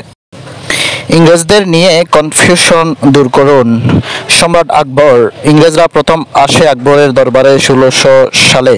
সম্রাট জাহাঙ্গীর সুরাটে বাণিজ্য কুঠি স্থাপনের অনুমতি দেয় 1608 সালে সম্রাট জাহাঙ্গীর। সম্রাট শাহজাহান হরিহরপুরে বাংলার প্রথম বাণিজ্য কুঠি স্থাপনের অনুমতি দেয় 1633 সালে সম্রাট শাহজাহান। সুবাদার শাহ সুজা হুগলিতে বাণিজ্য কুঠি স্থাপনের অনুমতি দেন 1651 সালে। সম্রাট আওরঙ্গজেব জব জব চার্নকের কাছে 1200 টাকায় বিক্রি করেন কলকাতাকে 1690 সালে। সম্রাট ফররুখ শিয়ার বিনা শুল্কে বাণিজ্যের জন্য ফরমান জারি করেন 1717 সালে। সম্রাট শাহ আলম, যিনি এলাহাবাদ চুক্তির মাধ্যমে কোম্পানিকে বাংলার দেওয়ানি প্রদান করেন। সম্রাট দ্বিতীয় বাহাদুর শাহ দিল্লির অধিকার ইংরেজদের দখলে নিয়ে নেয় 1857 সালে। তখন সম্রাট ছিলেন দ্বিতীয় Bahadur Shah. East India company নাম, প্রতিষ্ঠান, কেন্দ্র এবং বিশেষ তথ্য। ব্রিটিশ ইস্ট ইন্ডিয়া কোম্পানি প্রতিষ্ঠা 16 সালে। প্রধান কেন্দ্র লন্ডন, কলকাতার কেন্দ্র ছিল ফোর্ট উইলিয়াম দুর্গ। বিশেষ তথ্যের মধ্যে রয়েছে প্রতিষ্ঠাতা জন ওয়াটস ও জর্জ হোয়াইট সহ 218 জন বণিক। প্রতিষ্ঠায় অনুমতি প্রদান রানী এলিজাবেথের। ভারতে প্রতিষ্ঠা লাভ করে 1608 সালে, বাংলায় প্রতিষ্ঠা লাভ করে 1633 সালে। কোম্পানির পক্ষে প্রথম আগমন ক্যাপ্টেন হকিংস রাজা জেমসের সুপারিশ নিয়ে সম্রাট জাহাঙ্গীরের সাথে দেখা করেন। কার্যক্রম শেষ হয় 1858 সালে। ডাচ ইস্ট ইন্ডিয়া কোম্পানি প্রতিষ্ঠা 1602 সালে। প্রধান ছিল আমস্টারডাম, এশিয়ার বাটাভিয়া, ইন্দোনেশিয়ায়। প্রতিষ্ঠাতা জোহান ভ্যান ওল্ডেন বার্নেভেল্ট, অপর নাম ছিল United East India Company. Danish East India Company 1616 সালে প্রতিষ্ঠিত, শ্রীরামপুরে। মালিকানার দেশ নরওয়ে ও Denmark. Portuguese East India Company 1628 সালে প্রতিষ্ঠিত, কেন্দ্র ছিল রিভেরা প্রাসাদ, লিভসন। প্রতিষ্ঠাতা পর্তুগিজ রাজা তৃতীয় ফিলিপস বা স্প্যানিশ রাজা চতুর্থ ফিলিপস। কার্যক্রম শেষ হয় 1633 সালে। ফ্রান্স ইস্ট ইন্ডিয়া কোম্পানি 1666 সালে প্রতিষ্ঠিত, প্যারিসে। কার্যক্রম শেষ হয় 1794 সালে। ইংরেজ শাসন আমল বা ইংলিশ রুল, বাংলা প্রেসিডেন্সি। পরিচয়: ব্রিটিশ ভারতের একটি প্রশাসনিক বিভাগ ছিল। অন্তর্ভুক্ত অঞ্চল ছিল বাংলা, বিহার, উড়িষ্যা, মধ্যপ্রদেশ ও আসামের কিছু অংশ। ব্রিটিশ ভারত অন্তর্ভুক্ত অঞ্চল বর্তমান বাংলাদেশ, ভারত, পাকিস্তান ও মিয়ানমার। গভর্নরের শাসন ছিল 1757 থেকে 1773। গভর্নর জেনারেলের শাসন ছিল 1773 থেকে 1833। গভর্নর জেনারেলের শাসন 1833 থেকে 1858। গভর্নর জেনারেল ও ভাইসরয় শাসন 1858 থেকে 1947। লেফটেন্যান্ট গভর্নর এর শাসন ছিল 1854 থেকে 1912। পুনরায় গভর্নরের শাসন হয় 1912 থেকে 1947। বিশেষ দ্রষ্টব্য: ভারতকে ব্রিটিশ সাম্রাজ্যের ঘোষণা করা হয় 1876 সালে। বাংলাদেশে বা বাংলার গভর্নরদের নাম ও শাসনামল এবং বিশেষ তথ্য বা কার্যাবলী। লর্ড ক্লাইভ 1757 থেকে 1757 সালে 9 ফেব্রুয়ারি সিরাজউদ্দৌলার সাথে আলীনগর সন্ধি স্বাক্ষর করেন। হেনরি বেনসিটার্ড 1760 থেকে 1766 সাল বাংলার কৃষিপণ্যকে বাণিজ্যিকীকরণ করেন। লর্ড ক্লাইভ 1766 থেকে 1767 সাল পর্যন্ত শাসন করেন। এলাহাবাদ চুক্তি। দ্বিতীয় শাহ আলমের সাথে এলাহাবাদ চুক্তি স্বাক্ষর হয় 16 আগস্ট 1765 সালে। ফলাফল: বাংলা, বিহার, উড়িষ্যার দেওয়ানি লাভ। দ্বৈত শাসন চালু করেন 1765 সালে। দ্বৈত শাসন বা ডুয়েল অ্যাডমিনিস্ট্রেশন। নবাবের হাতে নেজামত বা বিচার ও শাসন, কোম্পানির হাতে রাজস্ব ও দেশ রক্ষা। প্রতিক্রিয়া: 1770 সালে দুর্ভিক্ষ বা অনাবৃষ্টি কারণে হয়। বাতিল: 1772 সালে ওয়ারেন হেস্টিংস কর্তৃক। বঙ্গদেশের মানচিত্র। বাংলা, বিহার, উড়িষ্যা দেওয়ানি লাভের পর রবার্ট ক্লাইভ ব্রিটিশ ভূগোলবিদ জেমস রেনেলকে সমগ্র বাংলার ম্যাপ প্রস্তুত করার নির্দেশ দেন। রেনেল বাংলার বিস্তৃত অঞ্চলের জরিপ করেন এবং 1779 সালে প্রকাশ করেন সুবিখ্যাত বেঙ্গল অ্যাটলাস বা বাংলাদেশের মানচিত্র। জন কাঠিয়ার ক্ষমতায় ছিলেন 1769 থেকে 1772 সাল পর্যন্ত। 76 মন্বন্তর। কারণ: পঙ্গপাল ও পোকামাকড়ের আক্রমণে ফসল নষ্ট এবং রাজস্ব নীতি। সময় ছিল 1770, বাংলায় 1176। মৃত্যুবরণ করে প্রায় 1 কোটি মানুষ। বাংলার 1/3 মানুষ মারা যায়। দুর্ভিক্ষের সময় দিল্লির সম্রাট ছিলেন শাহ আলম। ওয়ারেন হেস্টিংস ক্ষমতাসীন থাকাকালীন বা ক্ষমতাসীন অবস্থায় তথ্যাবলী বা কার্যাবলী ছিল। কলকাতার রাজধানী করেন 1772 সালে। দ্বৈত শাসনের অবসান ঘটান 1772 সালে। 5 সোনা বন্দোবস্ত চালু করেন 1772-76। 5 বছরের জন্য খাজনা ব্যবস্থাপনা। ব্রিটিশ সাম্রাজ্যবাদ বিস্তারের সূচনা করেন। আইনে আকবরী গ্রন্থের ইংরেজি অনুবাদ করেন তিনি। বাংলার গভর্নর জেনারেল এর শাসনকাল এবং তথ্য। ওয়ারেন হেস্টিংস 1774 থেকে 1785 সাল পর্যন্ত ক্ষমতায় ছিলেন। তার সময়কার তথ্যাবলীর মধ্যে রয়েছে বাংলার প্রথম গভর্নর জেনারেল তিনি। প্রথম বাংলা সংবাদপত্র বেঙ্গল গেজেট প্রকাশ করেন। এশিয়াটিক সোসাইটি প্রতিষ্ঠিত হয় তখন 1784 সালে। ব্রিটিশ পার্লামেন্টে সিভিল সার্ভিস অ্যাক্ট 1784 পাস করেন। উপমহাদেশের সর্বপ্রথম রাজস্ব বোর্ড স্থাপন করেন ওয়ারেন হেস্টিংস শ। একশালা বন্দোবস্ত চালু করেন 1777 সালে। 1777 সালে একশালা বন্দোবস্ত চালু করেন। একশালা বন্দোবস্ত হচ্ছে যেটি 1 ইয়ার সেটেলমেন্ট 1777 সালে চালু হয়। বাংলার গভর্নর জেনারেল ও শাসনকাল। লর্ড কর্নওয়ালিস ভারতের সিভিল সার্ভিসের জনক। মার্কিন যুক্তরাষ্ট্রের স্বাধীনতা সংগ্রামের ব্রিটিশ সেনাপতি ছিলেন। 10 বন্দোবস্ত চালু 1789 সালে। কর্নওয়ালিস কোড চালু করেন 1793 সালে। চিরস্থায়ী বন্দোবস্ত পার্মানেন্ট সেটেলমেন্ট হচ্ছে 1793 সালে কোম্পানি ও বাংলার জমির মালিকদের মধ্যে স্বাক্ষরিত চুক্তি। বাংলা জমিদারদের হুঁশিয়ারি করা হয় যে নির্ধারিত তারিখে জমির রাজস্ব দিতে ব্যর্থ হলে কোম্পানি জমি নিলামে বিক্রি করবে। এই আইনের অপর নাম সূর্যাস্ত আইন ও জমিদারি প্রথা। 1950 সালে প্রজাস্বত্ব আইনের মাধ্যমে বাতিল হয় এই চিরস্থায়ী বন্দোবস্ত নীতি। লর্ড ওয়ালেসলি শাসনামল 1798 থেকে 1805। কলকাতায় ফোর্ট উইলিয়াম কলেজ স্থাপন করেন 1800 সালের 9 জুলাই। অধীনতামূলক মিত্রতা নীতি the principle of subordinate alliance. সাম্রাজ্যবাদী গভর্নর ব্রিটিশ উপনিবেশ স্থাপনের জন্য এই নীতি গ্রহণ করে। নীতির মূল কথা হলো দেশীয় রাজ্যের রাজার সাথে কোম্পানির ওই চুক্তির মাধ্যমে রাজাদের কোম্পানির বশ্যতা স্বীকার করানো। নোট: মহীশূরের বাঘ খ্যাত টিপু সুলতান এই নীতির বিরোধিতা করে চতুর্থ মহীশূরের যুদ্ধে শহীদ হন 1799 সালে। লর্ড উইলিয়াম বেন্টিং 1828 থেকে 1833 সাল পর্যন্ত ক্ষমতায় ছিলেন। বাংলার সর্বশেষ গভর্নর জেনারেল। সতীদাহ প্রথা নিষিদ্ধ আইন 1829 প্রণয়ন। সতীদাহ প্রথা নিষিদ্ধের জন্য আন্দোলন করেছিলেন রাজা রামমোহন রায়। এলাহাবাদের রাজস্ব বোর্ড স্থাপন করেন এবং 1835 সালে শিক্ষানীতি প্রণয়ন করেন। ভারতের গভর্নর জেনারেল ও শাসনকাল এবং বিশেষ তথ্য। লর্ড উইলিয়াম বেন্টিং ক্ষমতায় ছিলেন 1833 থেকে 1835 সাল। ভারতের প্রথম গভর্নর জেনারেল। অবদান: বিভাগীয় কমিশনার ও জেলা ম্যাজিস্ট্রেট পদ সৃষ্টি। উচ্চ আদালতে ইংরেজি ব্যবহার প্রবর্তন। ভূমি রাজস্ব ব্যবস্থা চালু। কলকাতা পাবলিক লাইব্রেরি প্রতিষ্ঠা করেন। সরকারি অফিস আদালতে ফার্সির পরিবর্তে ইংরেজি চালু করেন। 1835 সালে টমাস বেবিংটন ম্যাকলে কমিশনের সুপারিশ অনুযায়ী ইংরেজি ও পাশ্চাত্য শিক্ষা প্রসারের প্রস্তাবকে অনুমোদন দান করেন। লর্ড ডালহৌসি ক্ষমতায় ছিলেন 1848 থেকে 1856 সাল পর্যন্ত।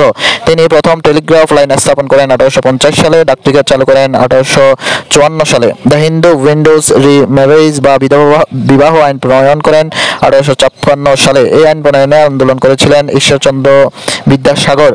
প্রথম রেললাইন স্থাপন 1853 সালে। কলকাতার হাওড়া থেকে হুগলি পর্যন্ত 38 কিলোমিটার রেলপথ চালু হয়। দর্শনা থেকে কুষ্টিয়া পর্যন্ত বাংলাদেশে প্রথম রেলপথ চালু হয় 1862 সালে। প্রকাশ থেকে যে 1825 সালে লন্ডনে স্থাপিত হয় বিশ্বের প্রথম রেলপথ। সত্য বিলোপ নীতি বা এভলিউশন অফ কপিরাইট পলিসি পরিচিত একটি সাম্রাজ্যবাদী নীতি। নীতির মূল কথা: ব্রিটিশদের শাসনাধীন যে কোনো আশ্রিত রাজ্যের রাজা ও পুত্র অবস্থায় মারা গেলে এবং তার রাজবংশে কোনো উত্তরাধিকার না থাকলে সেই রাজ্য সরাসরি ব্রিটিশ সাম্রাজ্যভুক্ত হবে। লর্ড ক্যানিং ক্ষমতায় ছিলেন 1856 থেকে 1858। ভারতের সর্বশেষ গভর্নর জেনারেল। সিপাহী বিদ্রোহ দমন করেন। সিপাহী বিদ্রোহ 1857 সালে। ভারতের গভর্নর জেনারেল ও ভাইসরয় এবং এর শাসনকাল সাথে বিশেষ তথ্য বা কার্যাবলী। লর্ড ক্যানিং শাসনকাল ছিল 1858 থেকে 1862। তার সময়কার কার্যকলাপ বা বিশেষ তথ্য হচ্ছে: ভারতের প্রথম গভর্নর জেনারেল ও ভাইসরয়। কোম্পানির কাছ থেকে শাসন ক্ষমতা ইংল্যান্ডের রানীর হাতে হস্তান্তর। কলকাতা বিশ্ববিদ্যালয় প্রতিষ্ঠা করেন 1857 সালে। চার্লস উড শিক্ষা কমিশনের সুপারিশ অনুমোদন। ফৌজদারি কার্যবিধি বা ক্রিমিনাল প্রসিডিওর কোড প্রকাশ করেন। ইন্ডিগো কমিশন গঠন 1860 সালে। নীল বিদ্রোহ দমন। পুলিশ প্রশাসন চালু 1861 সালে। কাগজি মুদ্রা চালু 1861 সালে। বাজেট 1858 সালে। ভারত শাসন আইন এর মাধ্যমে উপমহাদেশের রানীর শাসন শুরু হলে রানীর হয়ে শাসনভার দেওয়া হয় ভাইসরয়কে। ভাইসরয়ের পরামর্শক জেমস উইলসন 1860 থেকে 61 অর্থ বছরের বাজেট ঘোষণা করেন। এটি উপমহাদেশের প্রথম বাজেট। লর্ড মেয়ো একমাত্র ভাইসরয় যিনি খুন হন। প্রথম আদমশুমারি চালু করেন 1872 সালে। জর্জ নর্থব্রুক তার সম্মানে বুড়িগঙ্গা নদীর তীরে নর্থব্রুক হল বা লালকুঠি নির্মিত হয় 1874 সালে। লর্ড রবিনসন রিফন ভারতের স্থানীয় স্বায়ত্তশাসনের জনক। হান্টার কমিশন গঠন। আধুনিক ভারতের প্রথম শিক্ষা কমিশন প্রধান ছিলেন স্যার উইলিয়াম উইলসন হান্টার। গঠিত হয় 1882 সালে এবং রিপোর্ট প্রকাশ করে 83 সালে। ভারতীয় জাতীয় কংগ্রেস বা ইন্ডিয়ান ন্যাশনাল কংগ্রেস ইলবার্ট আইনের বিরুদ্ধে অ্যাংলো ইন্ডিয়ানদের প্রতিবাদের কারণে ভারতে জাতীয়তাবাদী উদ্যোগে 1885 সালে ভারতীয় জাতীয় কংগ্রেস প্রতিষ্ঠিত হয়। এর প্রধান উদ্যোক্তা ব্রিটিশ সাবেক ICS অফিসার এলএম অক্টোবিয়াম হিউমের উদ্যোগের পেছনে বড় লর্ড ডাফরিনের সমর্থন ছিল, কারণ তিনি চেয়েছিলেন এমন একটি প্রতিষ্ঠান যা হবে ব্রিটিশদের অনুগত বিরোধী দল। উদ্যোক্তার উদ্দেশ্য ছিল ব্রিটিশ শাসকদের মধ্যে প্রতিনিধিত্বশীল আলোচনার জন্য ইংরেজি শিক্ষায় শিক্ষিত ভারতীয় রাজনীতিবিদদের প্রয়োজন একটি সর্বভারতীয় রাজনৈতিক সংগঠনের, তাই সাধারণ জনগণের আস্থা পায়নি। প্রথম সম্মেলন হয় 1885 সালে মুম্বাই শহরে। প্রথম সম্মেলনের সভাপতি হন Umesh Chandra Banerjee. Lord George Nathaniel Curzon তার শাসনকালে ভারতে ব্রিটিশ সাম্রাজ্যের স্বর্ণযুগ বলা হয় তার শাসনকালকে। বঙ্গভঙ্গ হয় 1905 সালে। লর্ড কার্জনের শাসনকাল ছিল 1899 থেকে 1905। কার্জন হল 1904 সালে 19 ফেব্রুয়ারি ঢাকায় লর্ড কার্জন হল নামে টাউন হলের ভিত্তিপ্রস্তর স্থাপন করেন। ভবনটি তৈরিতে অর্থায়ন করেন বাওয়ালের রাজকুমার। 1911 সাল থেকে 1921 সাল পর্যন্ত ভবনটি ঢাকা কলেজের পাঠাগার এবং 1921 সাল থেকে বর্তমান পর্যন্ত ঢাকা বিশ্ববিদ্যালয়ের বিজ্ঞান ভবন হিসেবে ব্যবহৃত হচ্ছে। লর্ড মিন্টু 1905 থেকে 1910 সাল পর্যন্ত ক্ষমতায় ছিলেন। সিমলায় মুসলমানদের শিক্ষা সম্মেলনের অনুমতি প্রদান করেন। এই অনুমতির ফলে আগা খানের নেতৃত্বে 1906 সালে ঢাকায় মুসলিম লীগ প্রতিষ্ঠিত হয়। মরলি মিন্টু সংস্কার আইন 1909। এই আইন অনুযায়ী মুসলমানরা পৃথক নির্বাচনী স্বীকৃতি লাভ করেন। লর্ড হার্ডিঞ্জ ক্ষমতায় ছিলেন 1910 থেকে 1916। তিনি বঙ্গভঙ্গ রদ করেন 1911 সালে। হার্ডিন ব্রিজ নির্মাণ করেন 1915 সালে। রাজধানী কলকাতা থেকে দিল্লিতে স্থানান্তর করেন 1911 সালে। দাবি প্রতিষ্ঠার জন্য নাথান কমিশন গঠন করেন 1912 সালে। লর্ড চেমসফোর্ড 1916 থেকে 1921 সাল পর্যন্ত ক্ষমতায় ছিলেন। মন্টেগু চেমসফোর্ড সংস্কার আইন 1919। এই আইনটি 1919 সালে ভারত শাসন আইন নামে পরিচিত। লর্ড রিডিং 1921 সাল থেকে 1926 সাল পর্যন্ত ক্ষমতায় ছিলেন। তিনি ঢাকা বিশ্ববিদ্যালয় প্রতিষ্ঠা করেন 1921 সালে। লর্ড আরউইন 1926 থেকে 31 সাল পর্যন্ত ক্ষমতায় ছিলেন। লন্ডনে প্রথম গোলটেবিল বৈঠক আয়োজন করেন 1930 সালে। লর্ড উইলিংডন 1931 থেকে 1934 সাল পর্যন্ত ক্ষমতায় ছিলেন। তিনি ভারত শাসন আইন 1935 প্রণয়ন করেন। লর্ড লিনলিথগো 1936 থেকে 1943 সাল পর্যন্ত ক্ষমতায় ছিলেন। তিনি উপমহাদেশে ক্রিপস মিশন প্রেরণ করেন 1942 সালে। লর্ড ওয়াভেল ক্ষমতায় ছিলেন 1943 থেকে 1947 সাল পর্যন্ত। তিনি মন্ত্রী মিশন পরিকল্পনা প্রেরিত হয় 1946 সালে।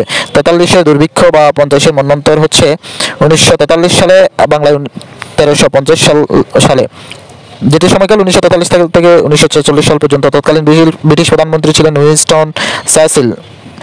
এই 43-এর মন্বন্তর বা দুর্ভিক্ষে মৃত্যুবরণ করেন 38 লাখ মানুষ, কারণ দ্বিতীয় বিশ্বযুদ্ধের সময় জাপান বার্মা দখল করে চাল আমদানি বন্ধ করে দেয়। দুর্ভিক্ষকে কেন্দ্র করে গ্রন্থ মধুশ্রী মুখোপাধ্যায়ের চার্লিস্ট সিক্রেট ওয়ার, চলচ্চিত্র মৃণাল সেনের অকালের সন্ধানে, সত্যজিৎ রায়ের অশনি সংকেত। নির্মিত চিত্রকর্ম হচ্ছে জয়নাল আবেদিনের বিখ্যাত মেডানো 43। লর্ড মাউন্টব্যাটেন 1947 সাল। তিনি ভারতের সর্বশেষ ভাইসরয় ও স্বাধীন ভারতের প্রথম গভর্নর জেনারেল ছিলেন। স্যার রিলিফ জন রেডক্লিফকে সীমানা সংক্রান্ত দুটি কমিশনের চেয়ারম্যান করা হয়, যেগুলো হচ্ছে বেঙ্গল বাউন্ডারি কমিশন এবং পাঞ্জাব বাউন্ডারি কমিশন। গুরুত্বপূর্ণ ঘটনার সময়ে বাংলার লে জেনারেল ও গভর্নর ঘটনাশাল এবং গভর্নর জেনারেল বা লে জেনারেল। সিপাহী বিদ্রোহ সাল 1857। Sir Frederick James Halliday. নীল বিদ্রোহের দমনে নীল কমিশন গঠিত হয় 1860 সালে। বঙ্গভঙ্গ 1905 সালে। Sir Bampfylde fuller. স্বদেশী আন্দোলন 1906 সাল। Sir Andrew Fraser. বঙ্গভঙ্গ রদ ও অবিভক্ত বাংলার প্রথম গভর্নর লর্ড কারমাইকেল 1912। দাবি প্রতিষ্ঠা 1921। Lord Dundas. অবিভক্ত বাংলার প্রথম প্রাদেশিক নির্বাচন 1937। 43-এর দুর্ভিক্ষ 1943। জন আর্থার হারবার্ট। দেশভাগ ও বাংলার সর্বশেষ গভর্নর 1947। Sir Friedrich ব্যারুস। দেশভাগের পর পূর্ববঙ্গের প্রথম governor sir Frederick Charles Bourne 1947 থেকে 1950। ভাষা আন্দোলনের সময় পূর্ববঙ্গের গভর্নর স্যার ফিরোজ খান নূন 1950 থেকে 1953। যুক্তফ্রন্ট নির্বাচন সাল 1953 থেকে 54, চৌধুরী খালেদুজ্জামান।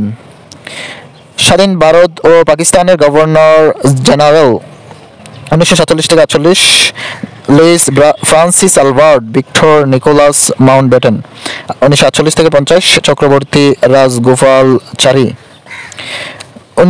পাকিস্তানের ক্ষেত্রে 1947 থেকে 48 মোহাম্মদ আলী জিন্নাহ, 1948 থেকে 51 খাজা নাজিমুদ্দিন গভর্নর জেনারেল, 1951 থেকে 55 গুলাম মোহাম্মদ, 1955 থেকে 56 ইস্কান্দার মির্জা। ব্রিটিশ ভারতের প্রথম ও শেষ গভর্নর বা ভাইসরয়। বাংলার গভর্নর লর্ড ক্লাইভ, প্রথম শেষ লর্ড ওয়ারেন হেস্টিংস। বাংলার গভর্নর জেনারেল প্রথম লর্ড ওয়ারেন হেস্টিংস, শেষ লর্ড উইলিয়াম বেন্টিং।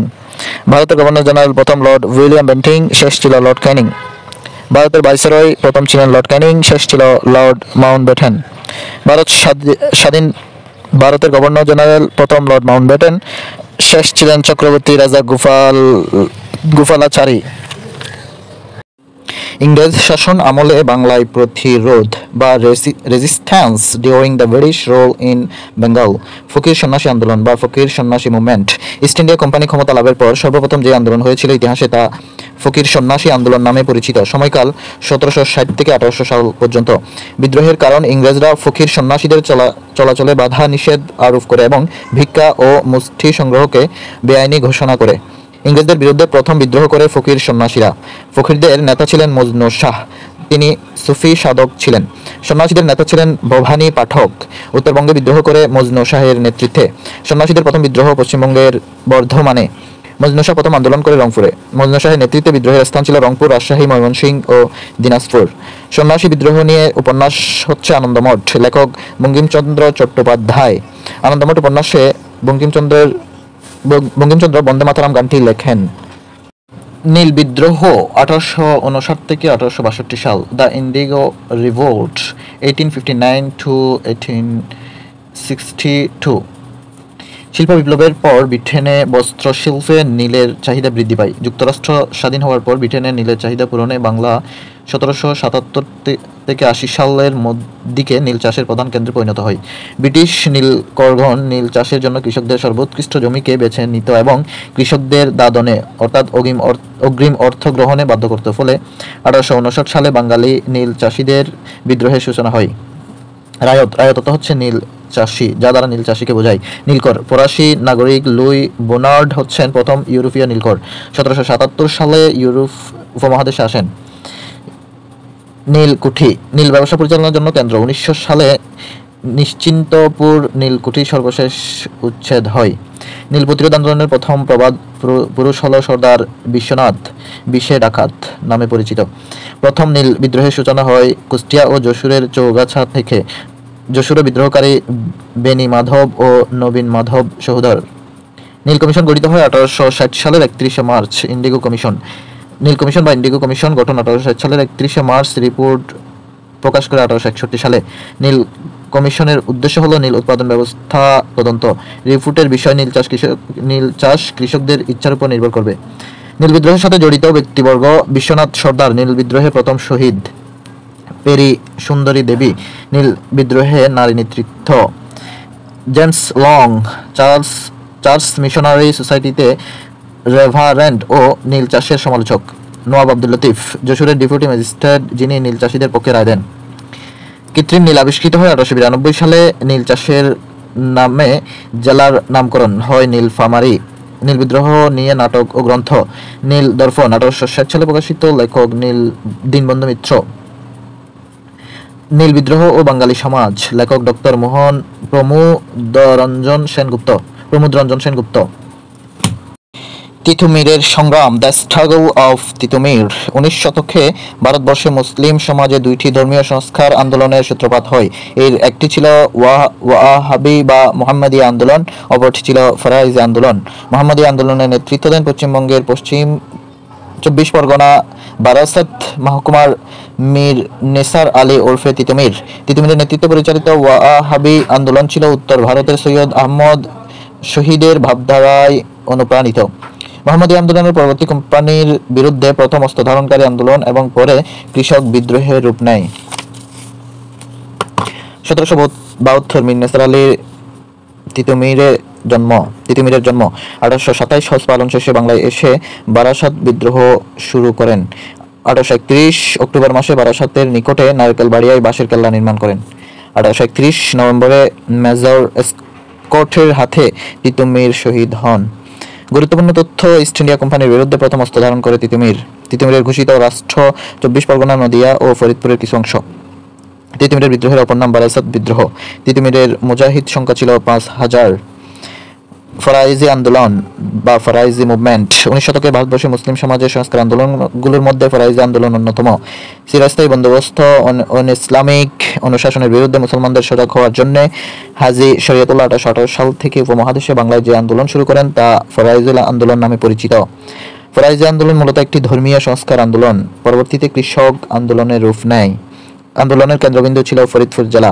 আন্দোলনের প্রতিষ্ঠাতা হাজী শরীয়তুল্লাহ। ফরাইজি শব্দটি আরবি ফরজ কর্তব্য অর্থে শব্দ থেকে এসেছে, যারা ফরজ পালন করেন তারাই ফরাইজি। সালভিত্তিক গুরুত্বপূর্ণ তথ্য: 1782 সালে তৎকালীন ফরিদপুর এবং বর্তমান মাদারীপুরে হাজী শরীয়তুল্লাহর জন্ম। 1818 সালে শরীয়তুল্লাহ মক্কা থেকে হজ পালন শেষে বাংলায় এসে ফরিদপুর থেকে ফরাইজি আন্দোলন শুরু করেন। 1839 সালে হাজী শরীয়তুল্লাহ ভারতবর্ষে ঘোষণা করেন দারুল হার্ব বা বিধর্মীর দেশ। 1862 সালে হাজী শরীয়তুল্লাহর পুত্র মোহাম্মদ মহসিন উদ্দিন উর্ফে দুদু মিয়া মারা গেলে আন্দোলনের পরিসমাপ্তি হয়।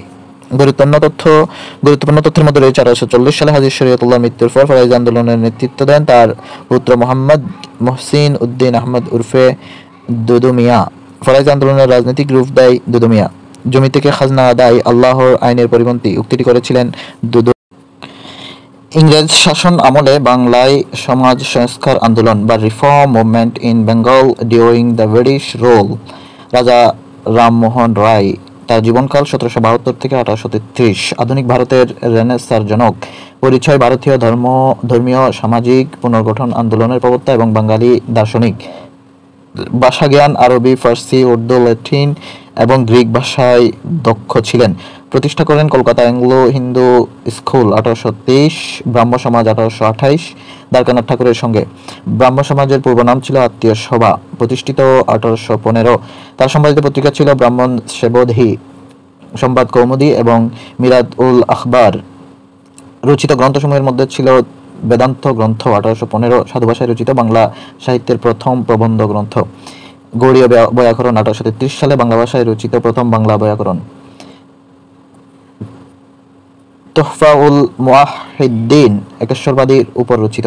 অবদান: সতীদাহ প্রথার রোধে প্রধান ভূমিকা রাখেন। গঙ্গায় সন্তান বিসর্জন ও কন্যা শিশু হত্যারোধ।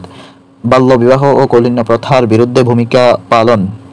একেশ্বরবাদী ব্রাহ্ম সমাজ ও ব্রাহ্ম ধর্ম প্রতিষ্ঠা।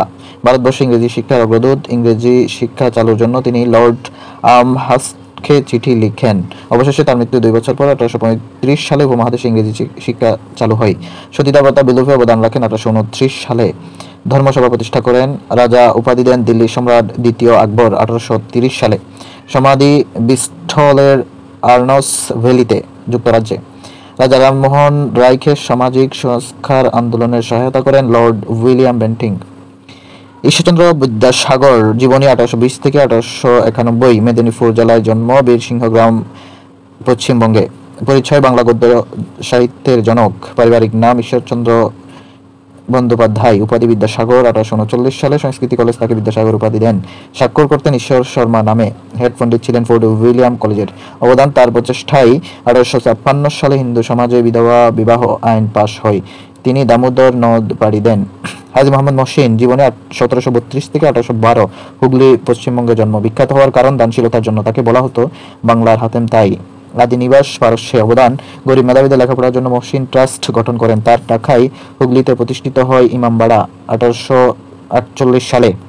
নবাব আব্দুল লতিফ জীবনে 1828 থেকে 1893। বোয়ালমারী, ফরিদপুরে তার জন্ম। পরিচয়: মুসলমানদের আধুনিক শিক্ষা প্রচলনের প্রাণপুরুষ। উপাধি: খান বাহাদুর ও নওয়াব। অবদান: নীল কমিশন গঠনে ভূমিকা রাখেন। আধুনিক মাদ্রাসা শিক্ষা ও পাশ্চাত্য শিক্ষা প্রচলনে গুরুত্বপূর্ণ ভূমিকা রাখেন। ডেপুটি ম্যাজিস্ট্রেট হিসেবে কর্মরত থাকাকালীন নীল বিদ্রোহীদের পক্ষে রায় দেন। নীল চাষীদের সুরক্ষায় নীল কমিশন গঠনে প্রধান ভূমিকা পালন করেন। বাংলায় প্রথম মুসলিম হিসেবে 1862 সালে বাংলার আইন পরিষদের সদস্য হন। মুসলিম শিক্ষা বিস্তারে কলকাতায় মোহামেডান লিটারেরি সোসাইটি প্রতিষ্ঠা করেন 1863 সালে। ইংরেজ শাসন আমলে বাংলায় সমাজ সংস্কার আন্দোলন বা reform movement in Bengal during the British rule. Syed Ameer Ali, যার জীবনকাল হল 1849 থেকে 1928, উড়িষ্যার কটকে তিনি জন্মগ্রহণ করেন। পরিচয়: সমাজ সংস্কারক, লেখক ও আইনজ্ঞ। পেশায় ছিলেন ব্যারিস্টার। সম্মাননা: কলকাতা হাইকোর্টের প্রথম মুসলিম বিচারপতি। অবদান: তিনি প্রথম মুসলিম নেতা যিনি বিশ্বাস করতেন মুসলমানদের জন্য একটি পৃথক রাজনৈতিক সংগঠন থাকা প্রয়োজন। ভারতের আইনে মুসলিম আইন প্রবর্তনে ভূমিকা পালন করেন। সেন্ট্রাল ন্যাশনাল মোহামেডান অ্যাসোসিয়েশন প্রতিষ্ঠা করেন 1877 খ্রিস্টাব্দে। লন্ডনের প্রিভি কাউন্সিলের সদস্য ছিলেন 1909 সালে। তার বিখ্যাত বই the spirit of Islam, life and teaching of the prophet এবং শর্ট হিস্ট্রি অফ সারাসেন। তার মৃত্যু লন্ডনে। প্রিভি কাউন্সিল হলো ব্রিটিশ রাজনীতিকদের উপদেষ্টা কমিটি। এই কমিটির সদস্যরা ব্রিটিশ হাউস অফ কমন্স ও হাউস অফ লর্ডসের সাবেক সদস্য। স্যার সৈয়দ আহমদ খান, 1817 সালে জন্ম, মৃত্যু 1892 সাল। তিনি ভারত মুসলিম জাগরণের প্রথম অগ্রদূত। অবদান: মুসলমানদের মধ্যে পাশ্চাত্য শিক্ষা ও পাশ্চাত্যের ভাবধারা প্রচারের উদ্দেশ্যে 1875 সালে আলিগড়ে মোহামেডান অ্যাংলো ওরিয়েন্টাল কলেজ প্রতিষ্ঠা করেন। কলেজটি 1920 সালে আলিগড় মুসলিম বিশ্ববিদ্যালয়ে উন্নীত হয়। আলিগড় আন্দোলন: মুসলমানদের মধ্যে রাজনৈতিক, সামাজিক, সাংস্কৃতিক ইত্যাদি সকল ক্ষেত্রেই প্রগতিশীল ভাবধারা গড়ে তোলার জন্য সৈয়দ আহমদ খান যে আন্দোলনের সূত্রপাত করেন তা আলিগড় আন্দোলন নামে পরিচিত। আলিগড় ভারতের উত্তরপ্রদেশে অবস্থিত একটি বিখ্যাত জেলা। নবাব স্যার সলিমুল্লাহর জন্ম 1871 সালে, মৃত্যু 1915 সালে। আহসান মঞ্জিল, ঢাকা। পরিচয়: বিশিষ্ট সমাজসেবক ও রাজনীতিবিদ। পিতামহ ছিলেন নবাব খাজা আব্দুল গনি। অবদান: নিখিল ভারত মুসলিম লীগ প্রতিষ্ঠা ও ঢাকা বিশ্ববিদ্যালয় প্রতিষ্ঠায় প্রত্যক্ষ ভূমিকা রাখেন। সলিমুল্লাহর নেতৃত্বে অল ইন্ডিয়া মুসলিম লীগ গঠিত হয় 1906 সালে। ইংরেজ শাসন আমলে বাংলার স্বাধিকার আন্দোলন, movement for right two self determination in Bengal during British period. সিপাহী বিদ্রোহ বা সিপাহী রেভেলিয়ন। 1857 সালের স্বাধীনতা সংগ্রাম, দ্য ইন্ডিপেন্ডেন্ট স্ট্রাগল ইন 1857। বিদ্রোহের রাজনৈতিক কারণ: লর্ড ডালহৌসির শক্ত বিলোপ নীতির মাধ্যমে দত্তক পুত্রকে সম্পত্তির অধিকার থেকে বঞ্চিত করা হয়। দিল্লি সম্রাটের পদ বিলুপ্ত করায় দ্বিতীয় বাহাদুর শাহ ক্ষুব্ধ হন। বিদ্রোহের সামরিক কারণ: 1853 সালের দিকে এনফিল্ড নামক এক প্রকার বন্দুকের ব্যবহার শুরু হয়। এই রাইফেলের টোটা দাঁত দিয়ে কেটে বন্দুকে ব্যবহার করতে হতো। সৈন্যদের মধ্যে ব্যাপকভাবে এই গুজব ছড়িয়ে পড়ে যে টোটায় গরু ও শূকরের চর্বি মিশ্রিত আছে, ফলে উভয় ধর্ম নাশের কথা ভেবে বিদ্রোহী হয়ে ওঠে। প্রথম বিদ্রোহের আগুন প্রথম জ্বলে ওঠে পশ্চিমবঙ্গের ব্যারাকপুরে।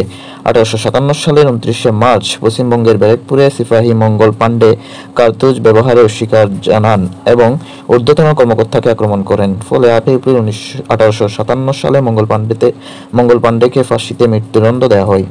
বিদ্রোহের আনুষ্ঠানিক সূচনা 10 মে 1857। মিরাটের সৈন্যরা প্রথম বিদ্রোহ করে। পরিচয়: ভারতের প্রথম স্বাধীনতার যুদ্ধ, মহাবিদ্রোহ ও ভারতীয় বিদ্রোহ। বিদ্রোহের নেতৃত্বদানকারী মুঘল সম্রাট দ্বিতীয় বাহাদুর শাহ। নোট: বিদ্রোহীরা দিল্লি দখল করে মুঘল সম্রাট দ্বিতীয় বাহাদুর শাহকে ভারতবর্ষের বাদশাহ বলে ঘোষণা করে। বাংলায় নেতৃত্ব দেন হাবিলদার রজব আলী। অংশগ্রহণকারী: নানা সাহেব, ঝাঁসির রানী লক্ষ্মীবাই ও মৌলভী মোহাম্মদ উল্লাহ। ফলাফল: শেষ পর্যন্ত এই সংগ্রাম ব্যর্থতায় পর্যবসিত হয়। দ্বিতীয় বাহাদুর শাহ মিয়ানমারের রেঙ্গুনে নির্বাসিত হয়। নির্যাতনের পর ঢাকার বাহাদুর শাহ পার্কে ঝুলিয়ে রাখা হয় বিদ্রোহী সৈনিকের লাশ। বিদ্রোহীদের বিচার: অভিযুক্ত সিপাহীদের মধ্যে 11 জনকে মৃত্যুদণ্ড এবং বাকিদের যাবজ্জীবন কারাদণ্ড দেওয়া হয়। সিপাহী বিদ্রোহের স্মরণীয় স্থান বাহাদুর শাহ পার্ক। 1957 সালে বিদ্রোহের শতবর্ষ উপলক্ষে নামকরণ করা হয় বাহাদুর শাহ পার্ক। বাহাদুর শাহ পার্ক সম্পর্কে তথ্য: 19 শতকের শুরুর দিকে ঢাকার নবাব স্যার আব্দুল গনির উদ্যোগে সদরঘাট এলাকায় আন্টাঘর নামে আর্মেনীয় ক্লাবের ধ্বংসাবশেষের উপর পার্ক প্রতিষ্ঠা করে 1857 সালে সিপাহী বিদ্রোহের কয়েকজনকে এই আন্ঠাঘরে ঝুলিয়ে মৃত্যুদণ্ড দেওয়া হয়। 1858 সালে ঢাকার বিভাগীয় কমিশনার এই পার্কে রানী ভিক্টোরিয়ার আদেশ পাঠ করেন। এরপর থেকে পার্কটি ভিক্টোরিয়া পার্ক হিসেবে পরিচিতি লাভ করে। 1957 সালে সিপাহী বিদ্রোহের শতবর্ষ উপলক্ষে সিপাহীদের স্মরণে 4 কোনা স্মৃতিস্তম্ভ করা হয় এবং পার্কের নাম দেওয়া হয় বাহাদুর শাহ পার্ক। সিপাহী বিদ্রোহ উপলক্ষে গ্রন্থ এবং তার লেখক: দ্য সিপাহী mutiny and the revolt of 1857, লেখক আর সি মজুমদার। সিপাহী বিদ্রোহ ও বাংলাদেশ, লেখক ডক্টর রতনলাল চক্রবর্তী।